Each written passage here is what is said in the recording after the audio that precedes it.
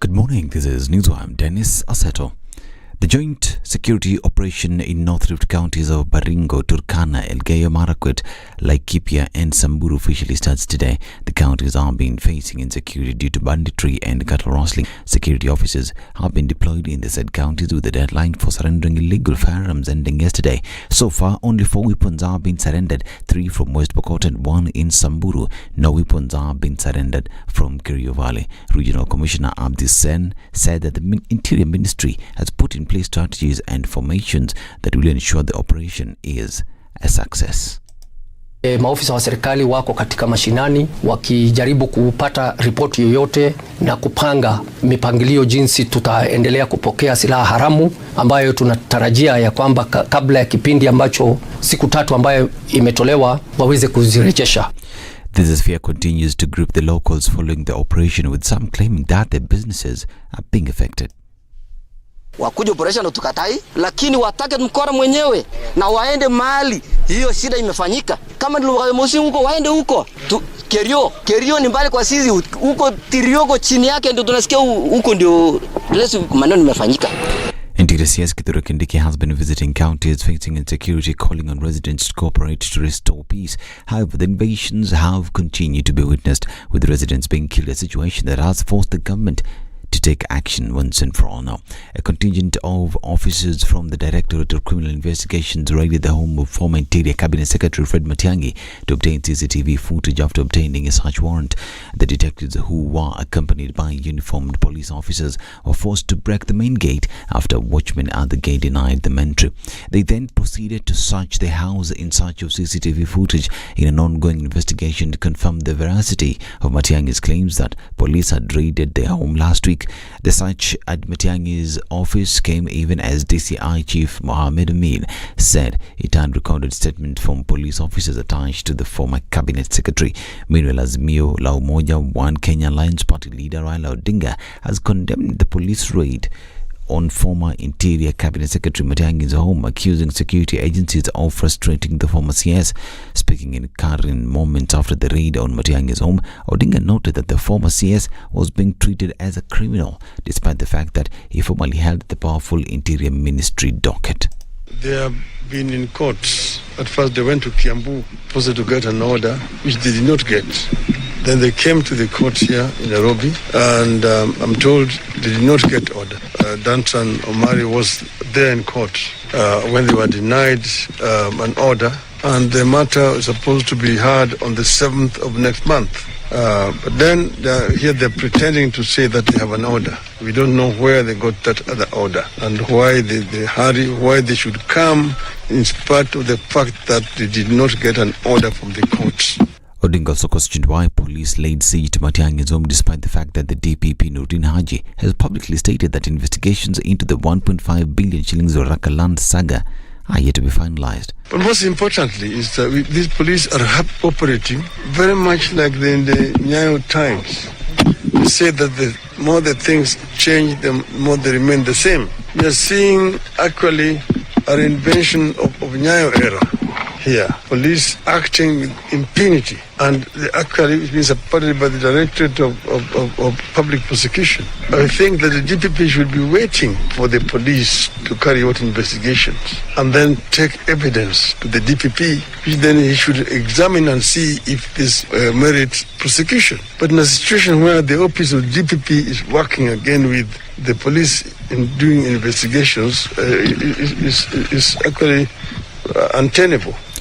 Now, the government is committed to resettling and reintegrating the refugees, signaling a departure from a hostile policy under the previous administration. Immigration and Citizen Services Principal Secretary Julius Bitok said President William Ruto's administration will not seek to close any camp as had been proposed. Bitok said Ruto's administration will shift its focus to resettlement reintegration in line with the Refugee Act of 2021, which focuses more on reintegration. Bitok said that as much as the influx of refugees comes with its share of challenges, President Ruto's administration is going to do things differently to ensure they uphold the rights of refugees. And finally, Africa 100-meter record holder Ferdinand Omanyala continued with his fine form at the World Indoor Tour as he edged Olympic 100 meters champion Marcel Jacobs more in an hour. I'm Dennis Aseto.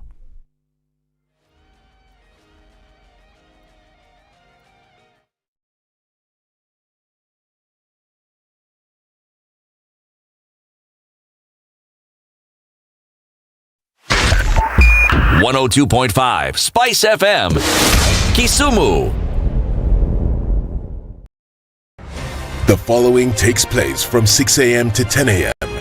every weekday on Spice FM. Congratulations. You've seen the hand of the Lord. Thank you very much. I've earned another title today this morning at Spice FM. Mama Justice, I don't mind it. Joel in Kericho. Salama sana Heri, habari ya asubuhi. Salama bwana, mambo namna gani? Salama kabisa bro. Mambo ya Inamoi kuliendaje? Mambo ya Inamoi, vile nilikwambia ndugu yangu, alienda asubuhi na ile gari ya kwanza. I must have missed it. So did I. Even if somebody was to render you irrelevant, there is still work you can do. Okay, sawa. I deserve to keep you accountable. You deserve to give me a report. You don't work for me. I don't work for you. You work for me. Do you like that Freudian slip? Lovely, isn't it? Thank you very much. The Situation Room, Kenya's biggest conversation.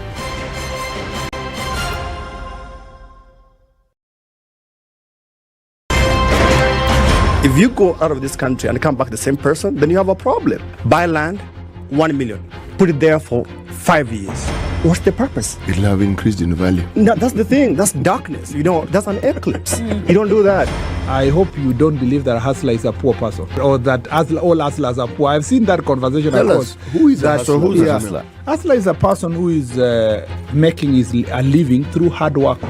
Corruption in Kenya is a political accusation. The people who are actually corrupt are not pointed fingers at. Kenya is not free. Kenya imeshikwa na mateka. It's under siege. Have you seen that lodge on Nyeri Road? Very high fence. You can't even Windows sleep inside. up near the ceiling. Yes. And if you walk that midnight, you see bats the size of cows. And when it rains, it doesn't rain on that building. Yes.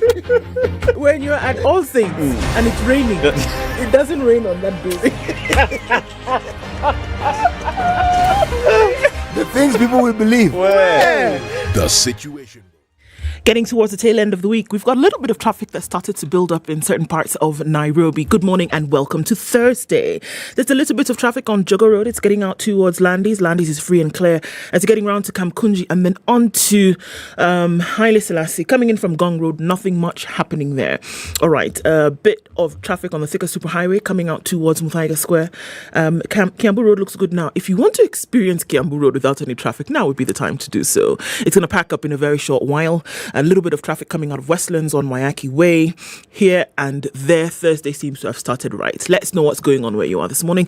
Talk to us on SpiceFM, KE on Twitter.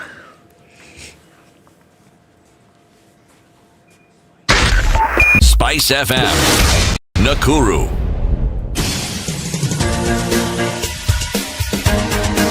This is The Situation Room, the home of hard-hitting political commentary and penetrating insights about the state of the nation. This is a talk radio experience like no other. The Situation Room, a place for hard truths, debates, and elevated conversations. The Situation Room, witty, political, engaging, deep, controversial. In the room, we have C.T. Muga, researcher, academic, seasoned political observer, a fountain of wisdom in these politically uncertain times. Ndu Oko, Nigerian by birth, Kenyan by choice, communications expert, Pan-Africanist, a truth seeker and believer in people power, and Eric Latif, agent provocateur, the man in the chair, seasoned journalist, news hound, a man who believes in punching up, not down.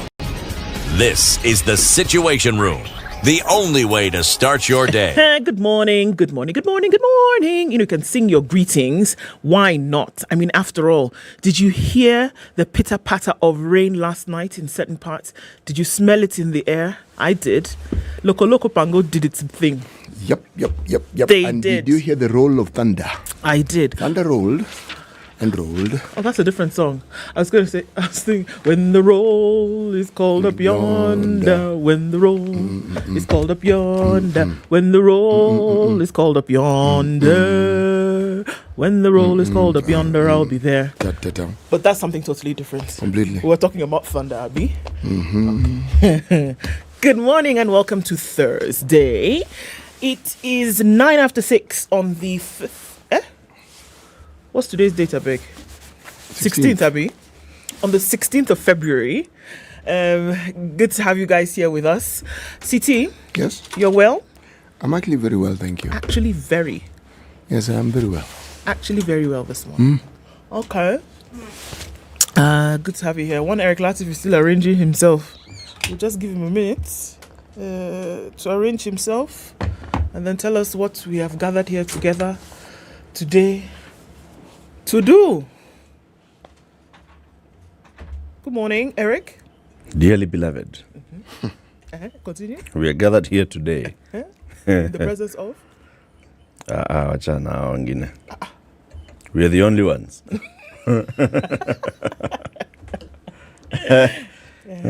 In our own presence. Yeah. As you were saying, it was raining somewhere. There was drops. Drip, drop, drip, drop. Those birds never lie, I'm telling you. So what were those drips and drops?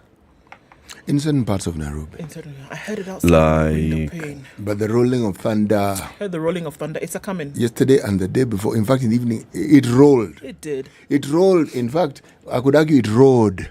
I actually thought it's going to rain. There was even thunder. There was thunder? Yes, there was. A roll. There was thunder. The clouds are dropping. You need to be present. You know, you don't just walk for. You need to be present. Oh, you need to walk. Okay, that's what. I get it. But I think we needn't be unfair to Eric. Okay. It's also very difficult to hear the roll of thunder when you're asleep. This is very true. On that with you, I concur. You concur? I do. Okay. You need to be walking. Yes. Why are you walking? Be present. Yes. Why are you walking? Vipi lakini? Vipi poa. Vipi freshy. Poa. Yeah. Edna do like that, buana. So we can tell people that like that is like that. The latest like that is like that. How you doing, everybody? Welcome to Kenya's biggest conversation. Ndu has told you it's the 16th. I think it is. What? I think it is. I tend to agree with her. Of course, thank you very much. That it's the 16th. We'll have very many conversations today. Justice Thursday. We want to understand the Communication and Multimedia Appeals Tribunal, how it's used to strengthen all the links in the justice chain. Now, there is a Communication and Multimedia Appeals Tribunal, right? And there's also a Media Complaints Committee. Okay? Those are different. We need Communication and Multimedia. She'll be joining us. Her name is Rosemary Courier. She's the chairperson of this particular appeals tribunal, joining us at 9 a.m. for that discussion. Today, we want to have open discussions and see what's happening in the country. Very many things that are taking place, in the country. Plus, Ndu will give us updates about what's happening in Nigeria. When is the election? On the 25th of February. Which day is it? It's a Saturday, and polls open at 6 a.m. And shut at 6 p.m. 6 to 6. That's right. Across the country. Indeed. On the dot. Yes. Do they have a devolved electoral management system, or is just one IEBC? It is one INEC. It is one INEC. Have they heard of the Venezuelans? Have they did what? Are they using the Venezuelans? No. Is Jose Camargo there? Some other people. Some other guys? Yeah, Jose is not involved in this particular story. Okay. Have they asked perhaps Chebukati to go and advise them on these matters? Is the chairman of that INEC a bald-headed man? He wears hula. Who sweats profusely. If those are the signs, Omo, will it rain? Hiya. Well, tell us about COVID. All right, let me tell you about COVID. Looking at world numbers today. It's interesting because we've not seen a sharp rise in global numbers. Still looking at that 677 million, and about 10% of those having ended in death, unfortunately. All right, if we look at what's happening in Kenya today, very few cases. The Ministry of Health still talking about coming out and getting vaccinated. All right, what's happening in other countries? We've heard that There was a What have we report had? again that came out from the Vaccine Alliance talking about lower income countries and which lower income countries saw the biggest COVID-19 vaccination coverage gains in 2020. COVAX, now what they're telling us is that they helped lower income governments roll out jabs, and they launched an initiative to help those furthest behind improve. So which countries are these that we are looking at? Number 10 on the list was Somalia. Number 9 was Cote d'Ivoire, otherwise known as Ivory Coast. Thank you very much. They're interesting because their prime minister, who is Patrice Achi, said that Prime Minister of Cote d'Ivoire. Right? He led the charge because I think there was beyond apathy for the vaccine, specifically in Cote d'Ivoire. So he went out and, got his first jab and said, look, folks, I have not died. I'm still normal. And it was interesting because here specifically, we saw quite a number of people come out and get vaccinated because of this. It was in a neighboring country, Senegal, where we saw a rapid test also having been developed, and folks came out quickly. Getting the test meant that they could find out if they had COVID, and then the vaccine also, it didn't take long to roll out. Sierra Leone also followed in fine form. Mozambique also did the same thing. Zambia, Bangladesh, Nepal, Tanzania, interestingly enough, is on this list. Nicaragua and Liberia. Interestingly enough, Tanzania is on this list after President Suluhu came into power. Talking about the fact that there was a shift in national policy, there was a push from activists. Tanzania then joined COVAX in June 2021 and then began a national rollout. There was a late start, but there was high-level political advocacy to fight vaccine disinformation and encourage the uptake.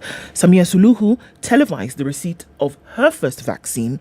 Healthcare workers, community volunteers, the same people who also stood behind the late President John Pombe Magufuli and said that they could actually take the local traditional brews and inhalants. Including his vice president. But now she was in receipt of the vaccine and everybody else flanked her and said this was a good thing. So those are the top 10 of the most improved in terms of vaccine rollouts in what they're calling the Global South. So it's interesting to see that they got on that according to the COVAX facility. Alrighty. That's what it looks like of COVID.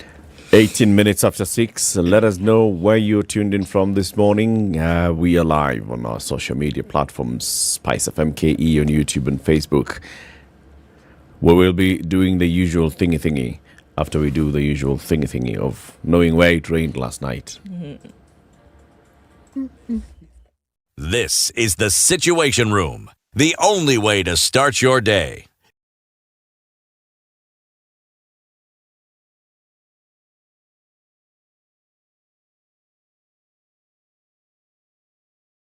Get 2 months of Showmax for the price of one. In a give Real Housewives, rich auntie vibes, and that bling. Sama kuamoka. Toast to luxury. In a give single Cassie, girl power. Cheers! And gravity-defying Top Gun victory flyby.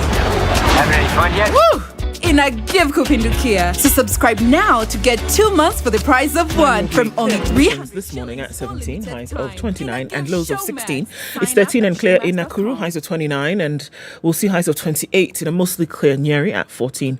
It's 13 and clear in Eldoret, highs of 27 and lows of 13, and looking into a partly cloudy Mombasa at 25. It's a good to highs of 33. 31 will be the high in a partly cloudy Malindi this morning at 26. It's 20 and mostly clear in Kisumu, highs of 32, and Kakamega will see highs of 32 as well. It's currently clear at 16. 21 and partly cloudy conditions in Kampala, going to highs of 30, and we'll see highs of 31 in a partly cloudy Dar es Salaam at 26. It's 16 and cloudy in Johannesburg, highs of 24, and we'll see highs of 36, I beg your pardon. In a really hazy Lagos this morning at 26. Mostly clear at 23 in Kinshasa, highs of 33. It's 3 degrees and sunny Thursday afternoon in Beijing, highs of 8 and lows of -5. And Paris is cloudy at 3, highs of 11. Back down to lows of 3. We're looking at rainy London. That's where it's raining. Highs of 13 and lows of 9. And New York is cloudy at 13 Wednesday night. Coming into Thursday, we'll see highs of 16 and lows of 11.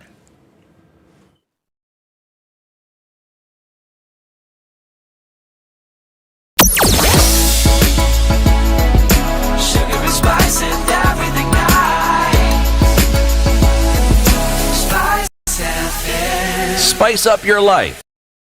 Mature, intelligent talk every morning. Spice up yourself.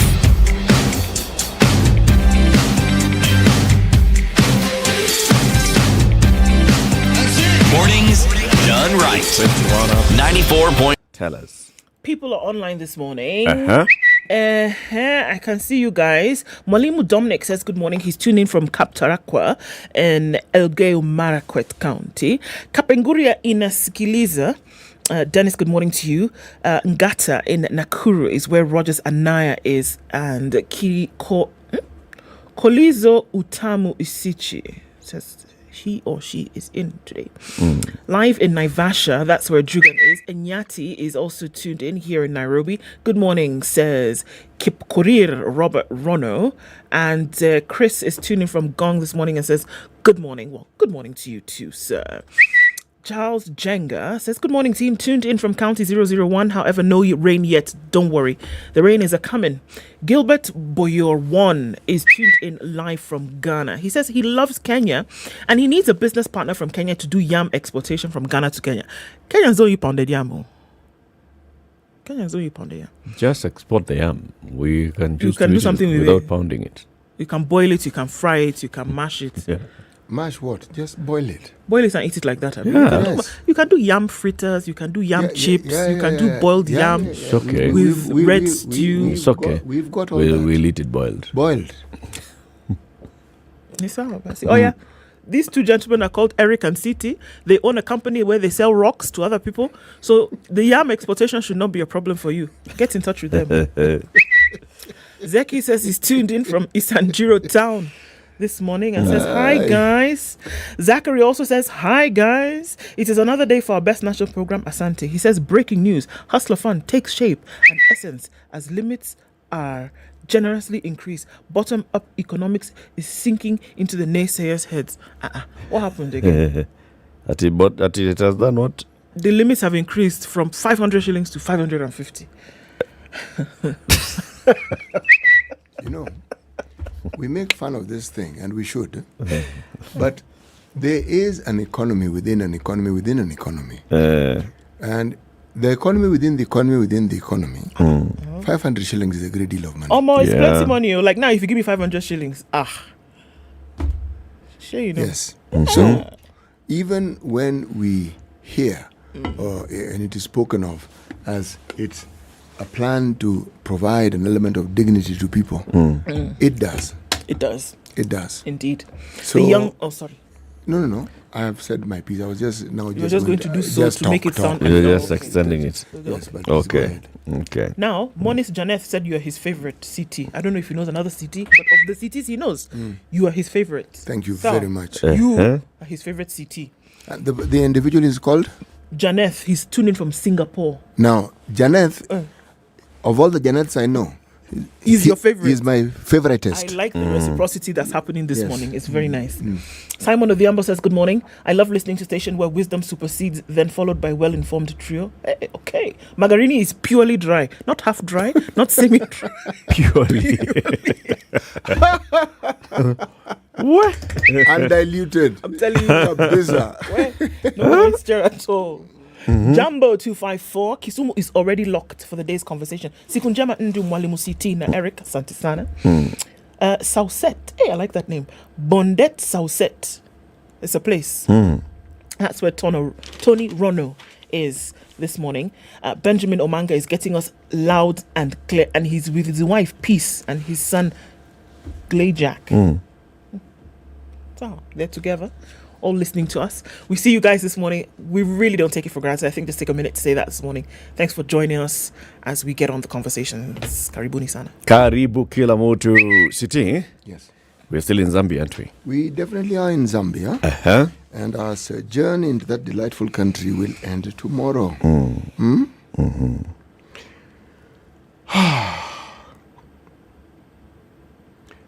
Today's bush is tomorrow's forest.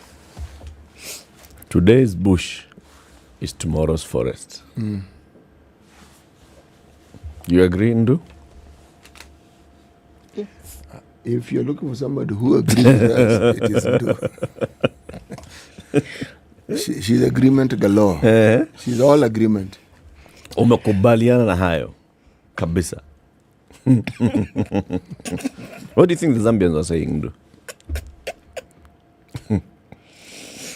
Every big eventuality has small beginnings. That's exactly what I was going.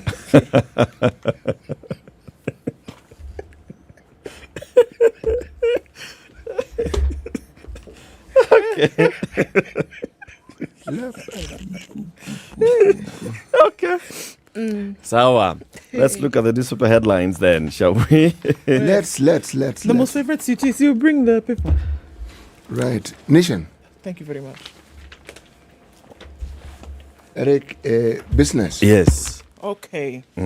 Revealed how hackers. Sorry, please. This is the This Nation? is the Standard. The Standard. How Israeli hackers hit Ruto's team. Hey, I'm sure you want to know, don't ya?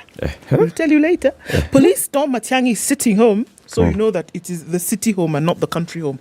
By the way, did you read the nursery story? There's a story about the city mouse and the country mouse. Anyway.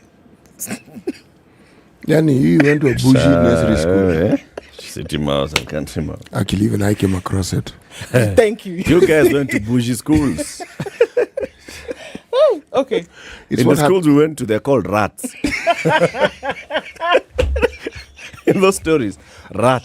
And if they're slightly different, they're called moles. City mouse. There's actually a picture of the mouse wearing shades, carrying a briefcase. Okay, sorry. Police storm Matiangi city home. That's where this story started. Also, we're looking at national news where a lawyer wants limits on land ownership. You can't just be owning everything anyhow. Raila cracks the whip on Azimio rebel legislators. And there was a shocking killing in the city centre yesterday. It was the weirdest thing we've seen in a minute. I mean, things keep on furling in this one Nairobi. But this one probably took the cake. We'll look at that story later. Okay. On the front page of The Nation, there's many things.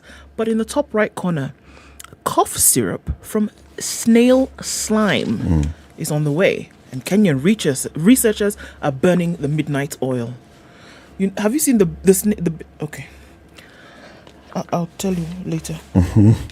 It's also on the front page of The Nation about how Israeli hackers meddled in the election. And we're still looking at schools. Parents call for crisis talks over junior high. Parents are saying this thing is not thinging. And let's have a chat about it before we pull everything out from pull the rug rather from under your feet. Because it doesn't look pretty right now and we're really getting involved. On the back page of The Nation is where this story goes into the details. And they're saying, you know what? It's not working. We got to do something about it. Let's at least have a chat. So those are some of the headlines. In the Business Daily, Delarue Kenya's stoppage triggers checkbook crisis. How many leaves do you have in your checkbook? Can you go and apply today before? Anyway, the Kenyan banks are facing a logistic crisis of supplying customers with checks after dominant banknotes and security printer Delarue announced plans to freeze local operations from the end of March.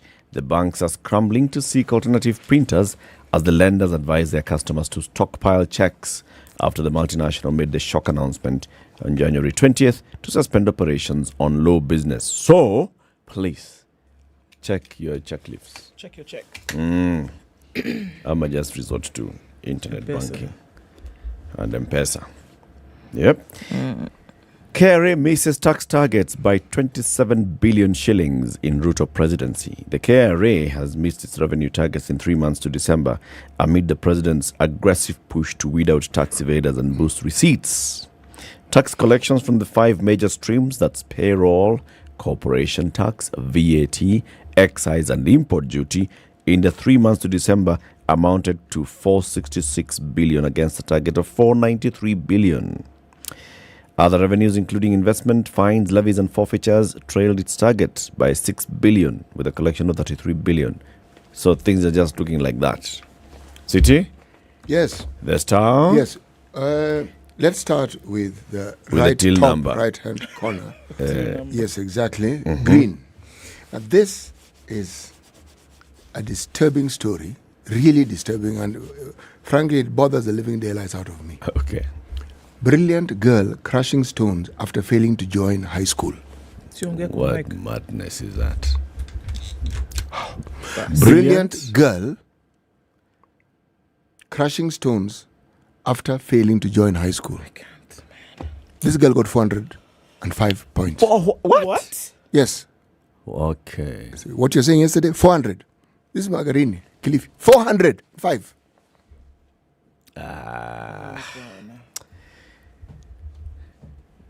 The other stories? Right. Raila troops reject Ruto law changes bid. Of course they do. BBI revenge. Say no to Ruto memo. Advise Parliament to run away with the laws on CDF. They said the possibility of Ruto testing waters for a life presidency proposal. Page 4 and 5. Okay, fine. Police forced their way into Matiang'i home after raid claim. Okay. Lower down. How Ruto agents' social media account hacked, says Israel. Okay. Monkeypox. Vaccine found to be effective. Test set for July.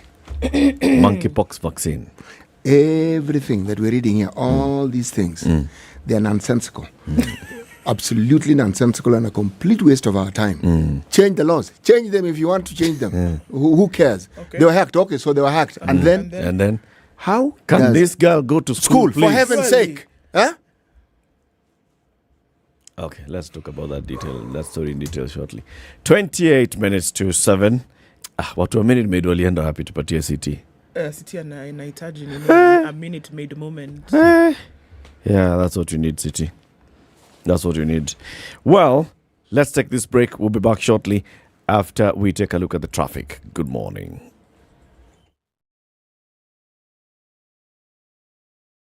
This is the Situation Room, the only way to start your day.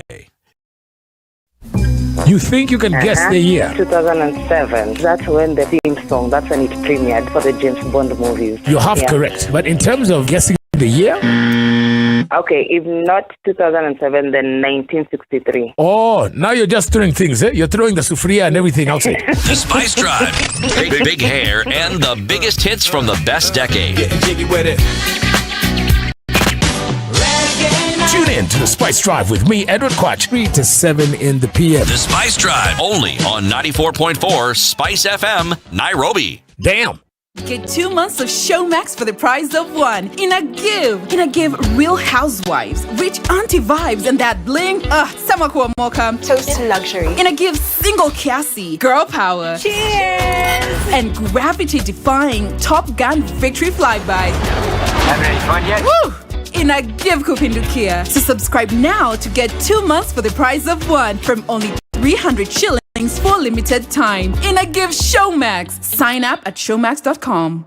Sugar and spice and everything nice. Everything nice. Spice up your life. In several parts of the city this morning, it's starting to get heavy on the Thika Superhighway, coming in from right around the Utali Drift and heading out towards the Pangani Underpass. It's still manageable, at least for now. It is the time to get out if you're planning on doing so this Thursday. We're looking also at some build-up on Jogo Road, heading out towards the City Stadium roundabout. Okay, what else is happening? Actually, really not much. Mombasa Road looks good as you get towards the Nyeri Stadium roundabout. Then getting out towards Haile Selassie, you should be all right there as well. We're looking at a little bit of traffic then coming Kiambu County crossing over into Nairobi. Looks pretty busy right about now, and it looks like it's going to keep piling up as we go along. The Eastern Bypass is looking good. Keep an eye on things. Let's see how Thursday pans out to be, but from all indications, doesn't look like it's going to be a painful day. Let's talk, however, on SpiceFM KE on Twitter.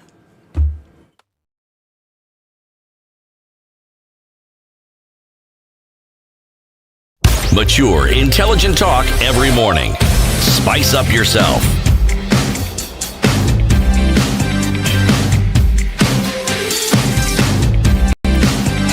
Mornings done right. 25 to 7. Before City, you go all out on that story.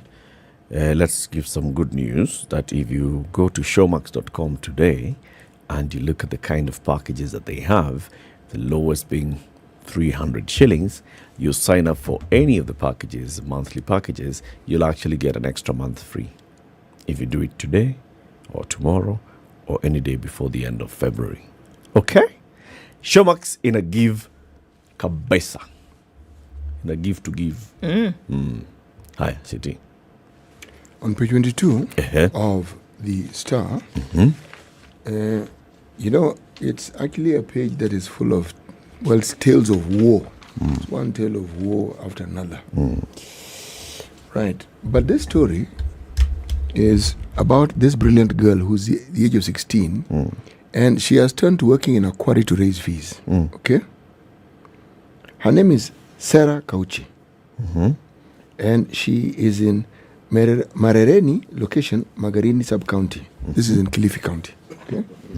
Let me just read it. A 16-year-old girl who scored 405 marks in Magarini sub-county of Kilifi has turned to crushing stones to raise her fees and assist her family put food on the table. Sarah Kauchi Naftali has, however, lost hope of ever joining her dream school, Moi Girls High School, Isinya, where she was offered a Form 1 slot but is yet to report due to lack of school fees. The former pupil of Bandacho Primary School in Adu Ward in Magarini constituency has produced 17 candidates with 400 marks and above, and is worried that her place in the school in Kajiado County will be taken up by another student. The deadline for Form 1 students to report was on Tuesday. So several things. This school had 17 students who had 400 marks. Yes. And above. Yes. The constituency. Or the constituency. Magarini constituency. No, is this school? It had the school. The in school Magarini had 17. Yes. Children with over 400. Yes, Bandacho Primary School.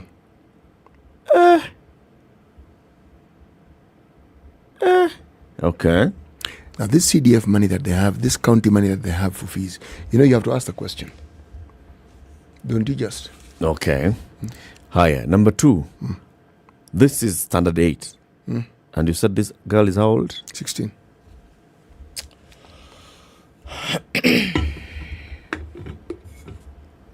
Okay. Form 1 reporting has been going on, the last 2 weeks? It ended on Tuesday. It ended on Tuesday. Yes, and by the way, all these students, according to the head teacher in that school, Bandacho Primary School, Constance Kanze Mwaria, said that of the 17 candidates who scored above 400 marks in her school, 4, including Sarah, were yet to join secondary school due to poverty.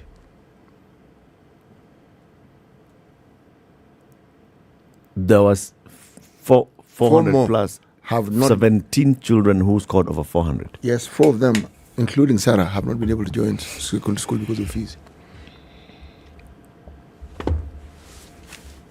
The thing that bothers there's a big story here.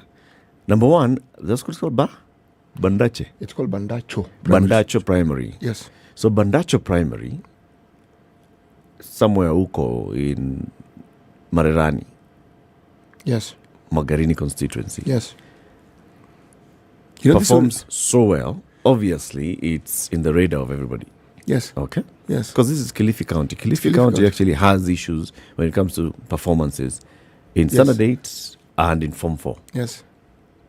One school produces over 17. Those are A's. Yes. Over 17 A's. Yes. Okay, 17 A's. 4 of them cannot get. 4 of them cannot get to school. Yes. To secondary school. Yes, they cannot. Of course, their case had been known even before they started sitting this exam. That's what we've been talking about. Yes.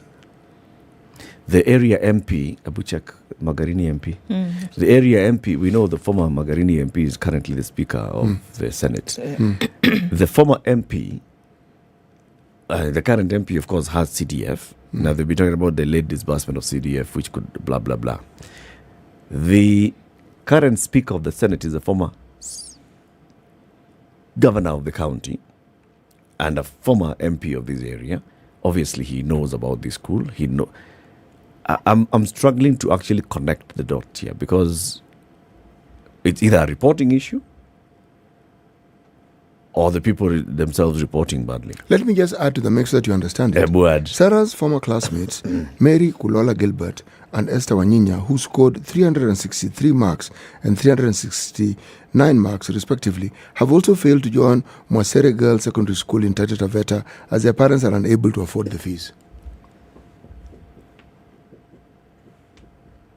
It's not a reporting issue. My lord. Michael Kingi. Aye. Michael Kingi. Aye. No, there's an issue, Bana. I have an issue. There is an issue. There is an issue. You know, there shouldn't be even a case of a single student in this country who has done well. No. Let me backtrack. Who has performed well to the point of passing the exams and is called to a school. When you're called to a school, it means the school has accepted that you are able to join the school. Why are we talking about students who can't join schools they have been called to? Because they have performed well. And yet we boast that in this country we have facilities, we have bursaries, we have private institutions with bursaries that are intended for precisely such students. What exactly are we saying about these systems of ours? And when we talk about the monies that the counties receive, billions, hundreds of billions, surely this simple idea of the importance of human resource, a child does this well. You know, first of all, if this girl is 16, you know what it tells you? Some along the line, the going to school of this child was interfered with. Yeah. So this poverty that the parents have is likely to be something that didn't begin yesterday. But this girl is clearly very bright. Clearly. If you're in such a school and you do well, now imagine she went to a school that had facilities. How well would this child do? And look, because what are we talking about here? We're talking about where poverty is a hindrance to so many things not happening. Obviously, it would be a hindrance to studying well, as you're saying. Huge. Now, imagine if you balanced out those factors, whereby they're not thinking about food, they're not thinking about, having to do other work to support the family, and that you're allowed to now just flourish and study.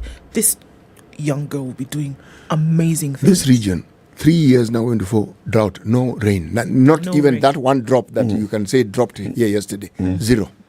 So if most of these parents are subsistent farmers, what do you think is the state or the levels of poverty in this particular part of the country? And then we want to engage ourselves with these talks of someone raided someone's house. Some Israelis, for lack of something else to do, and in their pastime decided to do hack. No. No, actually, we would be doing a disservice, and I think it's time people got a little bit more pissed off about some of these things and did something about it. And I mean, these are the stories. Standard had a similar headline last week, remember, with so many kids. Yeah, faces, yes. KTN has had those stories. Citizen has had those stories. Yes. I mean, we are talking about this is what is happening in the country, across the country. It's being normalized as we watch. Across the country, we are talking about children who have performed exceptionally well actually missing out on chances to join school. And yet their bursaries. What's among their bursaries? There's a 100% transition policy. You know, I'm going to we begin with that. 100% transition policy. Bursary and all, I always argue against having this thing of bursary. Because... I believe you do have a point and a valid one. You know what the reason why I'm stuck on the bursary issue is because it is talked about so loudly and so often as being available. And yet we are now looking at its unavailability, because this is what we're talking about here. Who then gets it? Or where does it go to? And then the 100% transition. Yeah. My good Lord. Okay. So there are people in this country who are condemned from the get-go. Oh my God. It is, as in, that's something that the senator for Nairobi said one day he was here. Yes. In this country, if you're poor, you're done for. It's a death sentence. No, he said it. Just because you're poor, first of all, life is more expensive because you're poor. Then you will not get opportunities because you're poor. Then if you are caught up into the justice system, you will go into jail simply because you are poor. Not necessarily because you are guilty. And not even because you committed a crime. No. Just because you are poor. It's just... No, I mean, we'll talk about this in greater detail at 7 or 8. We'll try and look for this Moffat King, not Moffat King, it's Michael King Toya. So a woman was shot. Many people said yesterday that it was a sniper. But this is it. There's a mystery of woman's death after shooting in the neck. So you're wondering, what? Yes. A woman was walking around 5, walking about yesterday, and she started complaining of chest pains. It was Wednesday, Monday. Yeah, around 5 p.m. Monday. She started to complain of chest pains, and according to witnesses and police, she collapsed and died in Nairobi city centre Monday evening. Had been shot moments earlier, according to the revelation of a post-mortem. According to the police, Lillian Waithera, who was 46, worked at the National Hospital Insurance Fund, otherwise known as NHIF, and she collapsed and died on Kaunda Street Monday evening. Witnesses and police said that she started walking around 5 p.m. and started to complain of chest pains. She then collapsed and stopped breathing. Her colleagues who were with her called an ambulance, which arrived quickly, but the responders declared her dead at the scene. So the question is, what happened? She had walked from her place of work in Upper Hill and was headed home when she collapsed. Monday, Nairobi police boss Adamson Bungei said officers were investigating the incident. Her family Tuesday transferred her body to the Kenyatta University mortuary, where a post-mortem showed the cause of death to be a shooting after a bullet was found lodged in her lungs. The bullet entered through her collarbone, having been fired from an elevated angle, according to police Tuesday. This was again confirmed as Mr. Bungei spoke to reporters on the phone, clarifying that the bullet that hit her was fired by someone who was atop one of the buildings. So the question is how? They said the case is now with ballistic experts who are trying to unravel who fired the shot, from where, and what the motive was. The bullet head has since been handed over to the police for ballistics examination.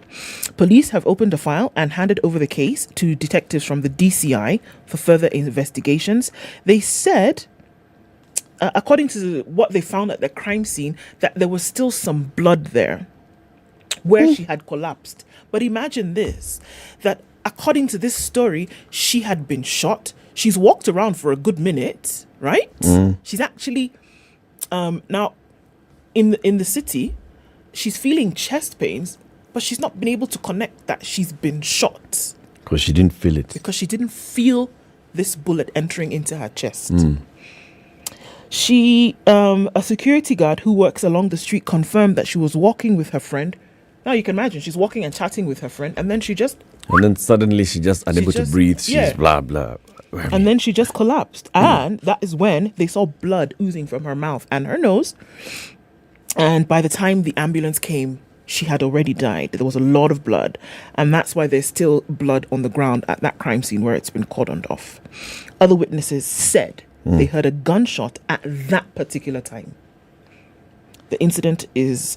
So there's some people who heard a gunshot. There are people who heard a gunshot. Obviously, I guess the assumption was that you heard a gunshot, you're going to see somebody collapse somewhere, writhing in pain. They heard a gunshot. They didn't know where it landed. And there's nobody who was bleeding. There's nobody who was bleeding. There's nobody who had fallen down. Nothing. There's nobody who's screaming, as would be the case if something like this happened. And then, in the series of events, this lady's walking with her friend. You can imagine the friend who she's walking with. And then just started complaining about chest pains, and then starts bleeding from her mouth and nose, and then collapses. And Cesar? Hey. Mystery it is, isn't it? Yeah. So, from the initial reports, police are already saying, well, they can tell that she was shot from some elevated angle. They're trying to figure out who it was and the motive behind shooting her. So the possibility is accidental. So somebody has a gun somewhere in a building and it goes off and then it just directly hits this lady. Yes. Or that this person is actually an assassin who was targeting aiming this woman and hit the target. Because there was no survival here. It was an instant death. Yeah. The way the bullet entered, it didn't explode and make her bleed. Did it have a silencer? She was walking with because her friend. not many people Others heard the gun. Some people heard the gunshot. The person in the closest proximity if there was to her actually a loud, know. a gunshot. If there was actually a proper loud gunshot, people would have scattered. And then this woman has actually collapsed. Many people would have connected immediately. Hey, Connie, you are the one who's been shot. You've been shot. Yeah, because you're now down. Yes. And people, I remember her colleagues called an ambulance. So an ambulance came to the scene, and that's when the paramedics also came and said, hey, this one, gone. So there would have been a connection directly and there. There would have been some commotion. And some commotion. Yeah. And some reporting on Monday that somebody has been shot. Exactly. This is But Wednesday. it just happened that this woman collapsed. People just thought she has collapsed. Then now they're Wednesday then is after when the the postmortem says, Wednesday, yeah. bullet. It's quite bizarre. It is. It is quite bizarre. All sorts of conspiracies flying around as of yesterday, but we'll leave it for the police to tell us what's going on.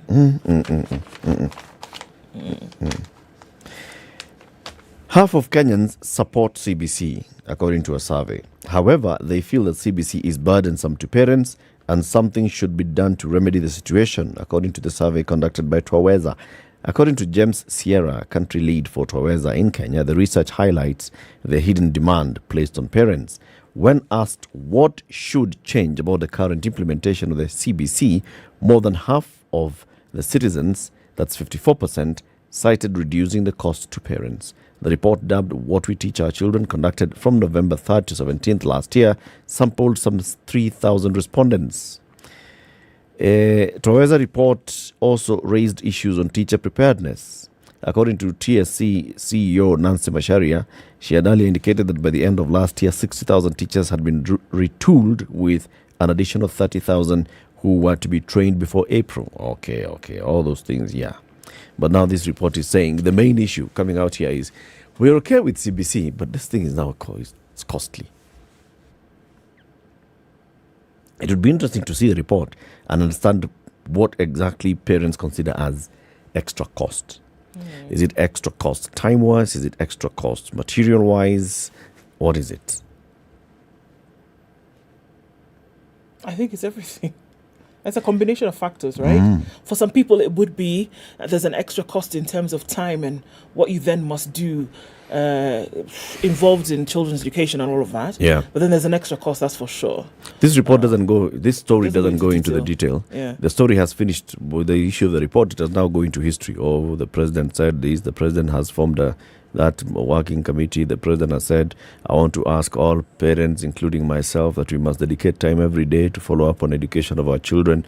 The president, so it's all gone back into the president.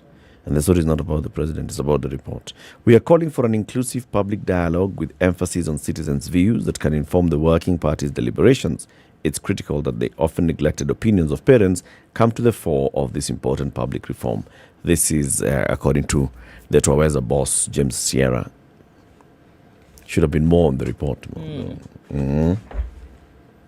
More on the report. We'll look for these Twaweza people to come and tell us. T, what are you saying? Let me tell you another one. Yes. Okay.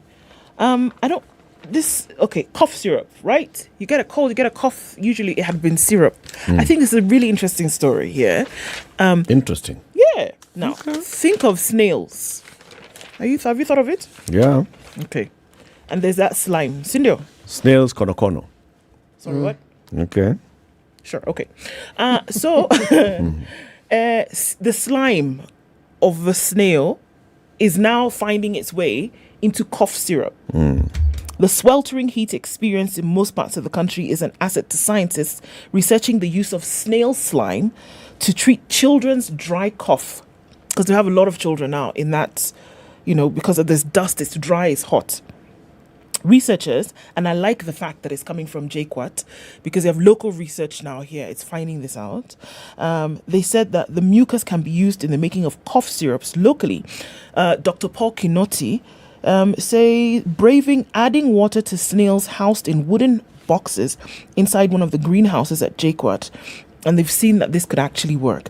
The food technology lecturer said that a visit to Ghana inspired him to delve into the research. He said one time he noticed that the snail slime was being used for medicinal purposes. We've already seen the cosmetics industries using this for moisture. It's used for the healing of scars. So that's already happening. So now they're saying that the moisture levels actually could relieve, of course, all balanced, and so could relieve the dry sensation in the throats, the whole larynx area of children. So they're doing this research. So kutakuwa na strepsils, yeah, kono.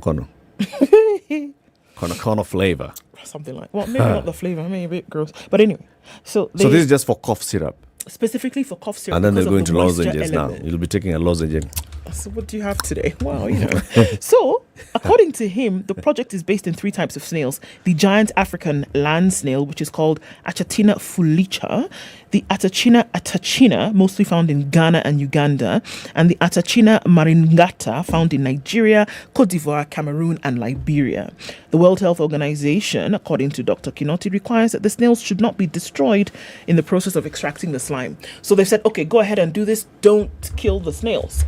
Get the slime and see what you can do. But according to them, they're convinced that this can actually work. We remember the times where cough syrup had an agent in it that was said to be, what's the word when people addictive? So people were now using cough syrup beyond the original use. So now they're saying this one would not be dangerous in that it's completely natural. And they're actually seeing that this could become a thing. If the research goes through, cough syrup will take up a different movement. It's okay. Tutakunywa. Sindio? Do we know what's in the cough syrup now anyway? I&M Bank has permanently dropped charges for bank to mobile wallet transfers. Bucking the trend. Page has closed.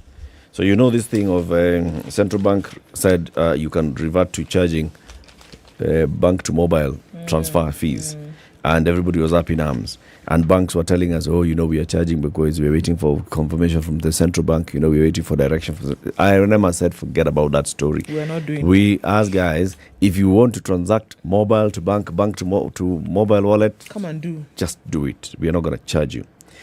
They say, we believe this move will offer new and existing customers a huge relief during tough economic times and encourage more customers to transact on mobile. This is according to Michael Mwangi, the I&M General Manager for Digital Business. As part of their approach to service delivery, recent customer feedback showed them that as much as their transaction rates are favorable, there's an opportunity to review the policies on bank-to-mobile money wallet charges for the digital active customer.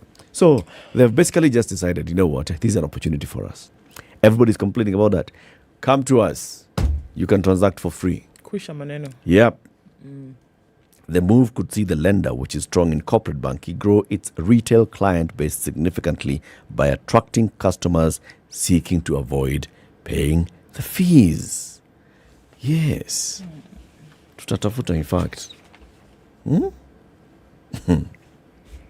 Still on that matter of students joining school, on page 3 of the Star, there is this story. Girl reports to Form 1. This girl actually went to Form 1 and reported with hen for fee. With what? She went with the hen. For Form 1? Cuckoo. They had asked for fees. Yeah, she carried the hen. It is a convertible currency. Indeed. Yes. And then MCA came to the rescue. Okay? It was a happy ending for Doris Okoth. She reported to Form 1 carrying a hen, an empty box after she lacked fees. Having scored 374 marks in last year's KCP exam at a local primary school, Okoth was admitted to Sigoti Girls Complex Secondary School in Nyakach, Kisumu, but the family could not afford the fees and the joining requirements that included books and school uniforms. Okoth wants to be a doctor, but would not let fees stand in the lack of fees stand in the way. She decided to chase her ambition. Her father, Hesbon Malachi, Olechi's efforts to apply for multiple scholarships flopped. He had sent his plea to some 10 scholarship-giving organizations. Only M-Pesa Foundation responded, but in regret, rejecting his application. As time ticked on and admitted Form 1 settled in, Okoth's hope for pursuing dreams was slowly dissipating. Let's do the news. Shall we? You'll tell us the story in greater detail. Yeah. This is what we'll talk about in the next hour. Good morning, 7 a.m.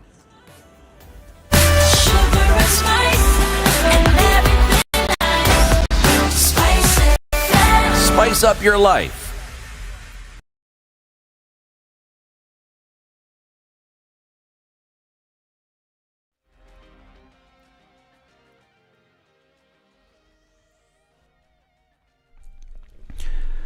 Good morning, this is Newswam Dennis Aseto. The joint security operation in North Rift counties of Baringo, Turkana, Elgeyo Marakwet, Laikipia and Samburu officially started today. The counties have been facing insecurity due to banditry and cattle rustling. Security officers have been deployed in the said counties with the deadline for surrendering illegal firearms ending yesterday. So far, only 4 weapons have been surrendered, 3 from West Pokot and 1 in Samburu. No weapons have been surrendered from Kerio Valley. Regional Commissioner Abdi Sen said that the Interior Ministry has put in place strategies and formations that will ensure the operation is a success, further saying that the period upon which Kenyans with illegal firearms were supposed to surrender their firearms has come to an end. Maofisa wa serikali wako katika mashinani wakijaribu kupata ripoti yoyote na kupanga mipangilio jinsi tutaendelea kupokea silaha haramu ambayo tunatarajia ya kwamba kabla ya kipindi ambacho siku 3 ambayo imetolewa waweze kuzirejesha. This as fear continues to grip the locals following the operation, with some claiming that their businesses are being affected. Wakuja operation tukatai, lakini watake mkora mwenyewe na waende mahali hiyo shida imefanyika. Kama ndio huko waende huko. Kerio ni mbali kwa sisi, huko Tirioko chini yake ndio tunasikia huko ndio place maneno imefanyika. Interior CS Kithure Kindiki has been visiting counties facing insecurity, calling on residents to cooperate to restore peace. However, the invasions have continued to be witnessed, with residents being killed, a situation that has forced the government to take action. Now, the contingent of officers from the Directorate of Criminal Investigations raided the home of former Interior Cabinet Secretary Fred Matiang'i to obtain CCTV footage after obtaining a search warrant. The detectives, who were accompanied by uniformed police officers, were forced to break the main gate after watchmen at the gate denied them entry. They then proceeded to search the house in search of the CCTV footage in an ongoing investigation to confirm the veracity of Matiang'i's claims that police had raided the home last week. The search at Matiang'i's office came even as DCI Chief Amin Mohammed said it had recorded statements from police officers attached to the former cabinet secretary. This is Matiang'i's lawyer Dunstan Omari now claims that the police operated outside the law as they had no order granting them access to Matiang'i's premises. Maafisa wa ujasusi walikuwa kotini kuomba order wache kuchukua zile mitambo za CCTV. Tukafika pale na tukabishana kotini, wakanyimwa zile order. Wakaambiwa watupe makaratasi wakuje tukutane kotini tarehe 7 mwezi wa 3. Hayawi huwa wameingia na kuharibu mali, hatujui vile vitu wamebeba, wameingia kwenye mtambo ule wa CCTV wakaubomoa, wakatoka nao. Kisha wakati huo kabla hawajatoka tukaingia mawakili. Kisha tukawaambia kama mna order ya kufanya yale mnayoyafanya tupe hiyo order. Wameshindwa kutoa hiyo order, na kwa sababu ya sisi kuingia wakatamatisha ile kazi waliokuwa wakifanya na wakatoroka wakitoka. Kwa hivyo hawajatupa order iliyowapa nguvu za wao kuingia hapa kwa waziri na kupili order ya kuvunja breaking order. Kwa hivyo kwetu sisi tunashangaa kama taifa la Kenya limerudi kule ilipokuwa mwaka 1980. Meanwhile, Azimio la Umoja leader Raila Odinga condemned the police-led raid on Fred Matiang'i's home, accusing security agencies of frustrating the former CS. Speaking in current moments after the raid, Odinga noted that the former CS was being treated as a criminal despite the fact that he formerly held the powerful Interior Ministry docket.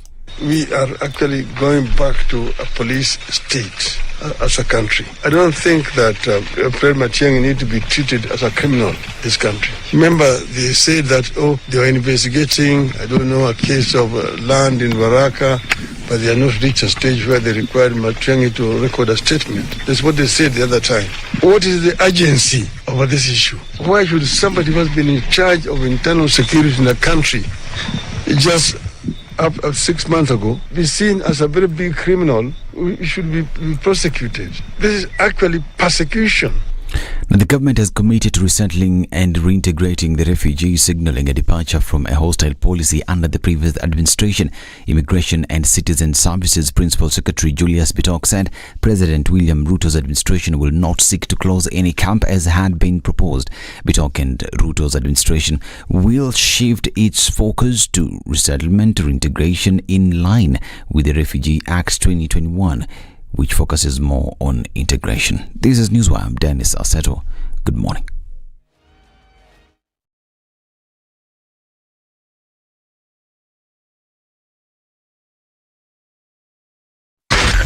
SpiceFM. Nakuru. Okay, so a little bit of build up here and there of traffic in many parts of the city. It's pretty busy on Jogger Road, and we're looking at it also doing the same thing coming around Westlands. Waiyaki pretty busy as well. It's also high traffic on the Thika Superhighway, and now is the time that Kiambu Road is piling up. If you didn't leave earlier, you're going to be met with the traffic that is right now. Limuru Road also looking pretty busy a few minutes after 7 o'clock. And looking at James Gishero, that has packed up. It's going out towards Waiyaki Way. Not looking too bad coming off Mombasa Road. A little bit of traffic then just as you approach the Nyayo Stadium roundabout. Langata Road, fun now, looks okay. We know that'll pick up. It'll also pick up on Gong Road, where it's busy coming into the city. SpiceFM KE on Twitter. Talk to us this morning as we keep things moving.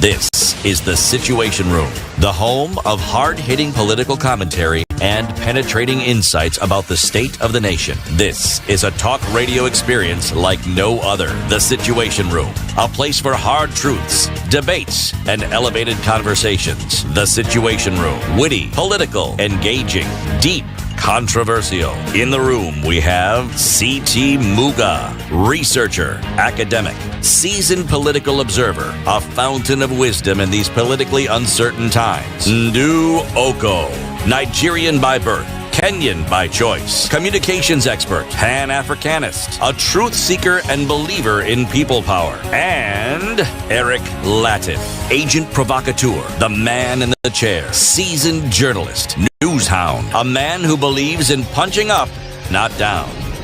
This is the Situation Room, the only way to the second hour of the Situation Room.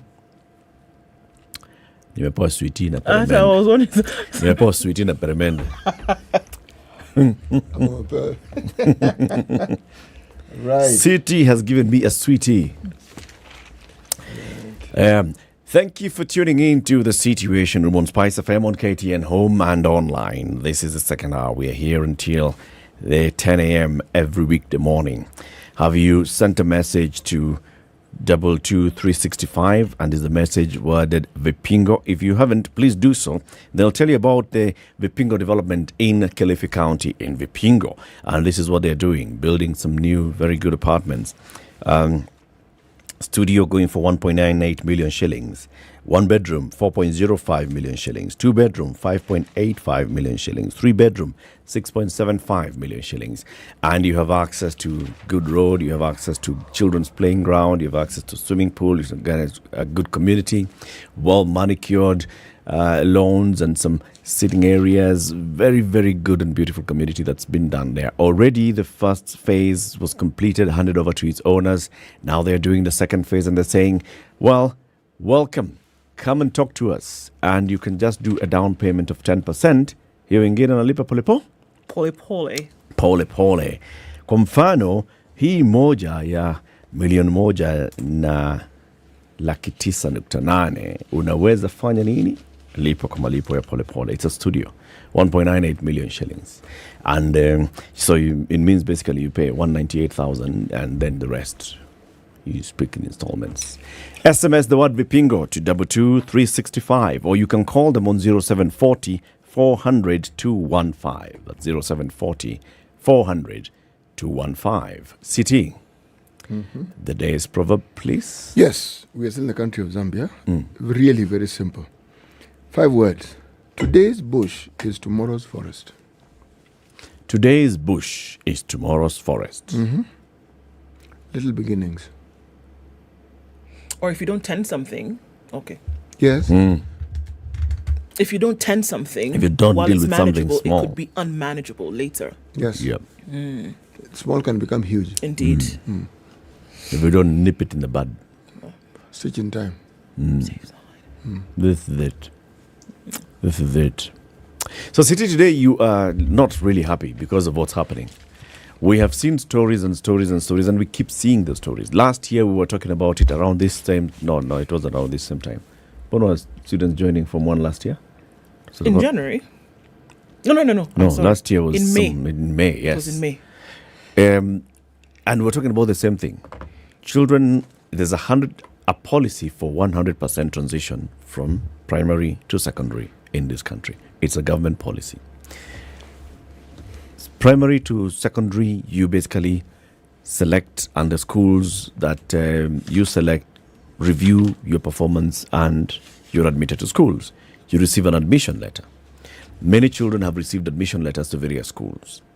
There are very many children who are being reported on a daily basis who are not able to join the schools that have been admitted, they have been called to, or any other school for lack of school fees, because it's expensive and they come from poor backgrounds. That is one whole story by itself. There are several stories in today's papers. The Standard last week headlined that as a whole story with photos of children who performed very well and were not able to join school from across the country. We have seen very many other stories, even on social media, people just coming together and saying, all right, I've come across this story of a child in my community, of a child of somebody whom I know, saying that they are not able to actually go to school. Can we do something? And people have been mobilizing resources at community level just to send these children to school. The question is, so what is broken here? We have government spending money to send to secondary school. How much money are we spending in secondary school education from government coffers every year? It's a lot of money. Goes into capitation, goes into schools. Then there's a lot of money that goes towards adding onto that, coming in the form of bursaries. There's a bursary called a presidential bursary managed by the Ministry of Education. There's a bursary in each of the 47 counties. They have some form or other of a bursary scheme. Each of the 290 constituencies has a national government CDF whose 30% is ring-fenced towards bursaries. Okay? So we're talking about every constituency having some 30 million shillings or thereabouts going to bursaries. We have very many corporate institutions in this country who have dedicated millions each. So we're talking about a couple of billions that go into bursaries. We have NGOs that are dedicated in community empowerment, and they also support those who are unable to send their children to school. So the amount of money that goes into school, basic education in this country is over 1 trillion shillings every year. But there are children who are not able to go to school. Don't you find that there's something wrong with this arithmetic? Something is broken. There's so many levels upon which this doesn't balance, right? So this thing, unfortunately, is layered. So you're going to look at the social side of things, where the poverty index is an issue, that people are not able to afford life on the normal. We're talking about adequate shelter, looking for water. We're talking about food, right? So that is what the social unit looks like. The family already, things are at a depressed state. All right. So government and governance comes into play here. Social responsibility also comes into play. All right. Now, by virtue of it being a social unit, there will be children there. And then another layer comes in whereby children being there have the right to education as being citizens of this country. And there will be children of school-going age within that social unit. They must be provided for to go to school, which is the premise upon which public school system then, exists. They must go to school. It is their right to be educated. So right to be delivered to them by government. There's no two ways about it. It's not being sensational. It's not saying, oh, can we do a favor? No, they have to be. All right. Then there is the state of things that according to the education sector, you must have attained a certain grade to be able to do a certain thing. For example, you want to go to a national school, get 400. That's what they're saying you ought to do. So already we can see the layers, and unfortunately they're not in congruence with each other, because this person in this social unit then has surpassed the requirement in order to do this thing. But the right is not being met or is not being fulfilled because of this social inadequacy. The question we're asking ourselves today, is it possible for all of these different levels then to work in congruence with one another? that the poverty index should not be so low that this person in this social unit has done well, defying all the odds socially, and has reached the requirement to go to a national school, for example. But because this poverty is so blinding, they're not able to do that. What we need to do, what needs to happen, is that the sweet spot, they needs to be arrived at when all of these different levels are working together. And who are the agents to make sure that this actually happens? Truth be told, that the chief agent in all of this, number one, is government. It has to be. We have seen that the social side has taken over. Just look at your social media. Look at your social media in the last 1 month. Look at your WhatsApp groups.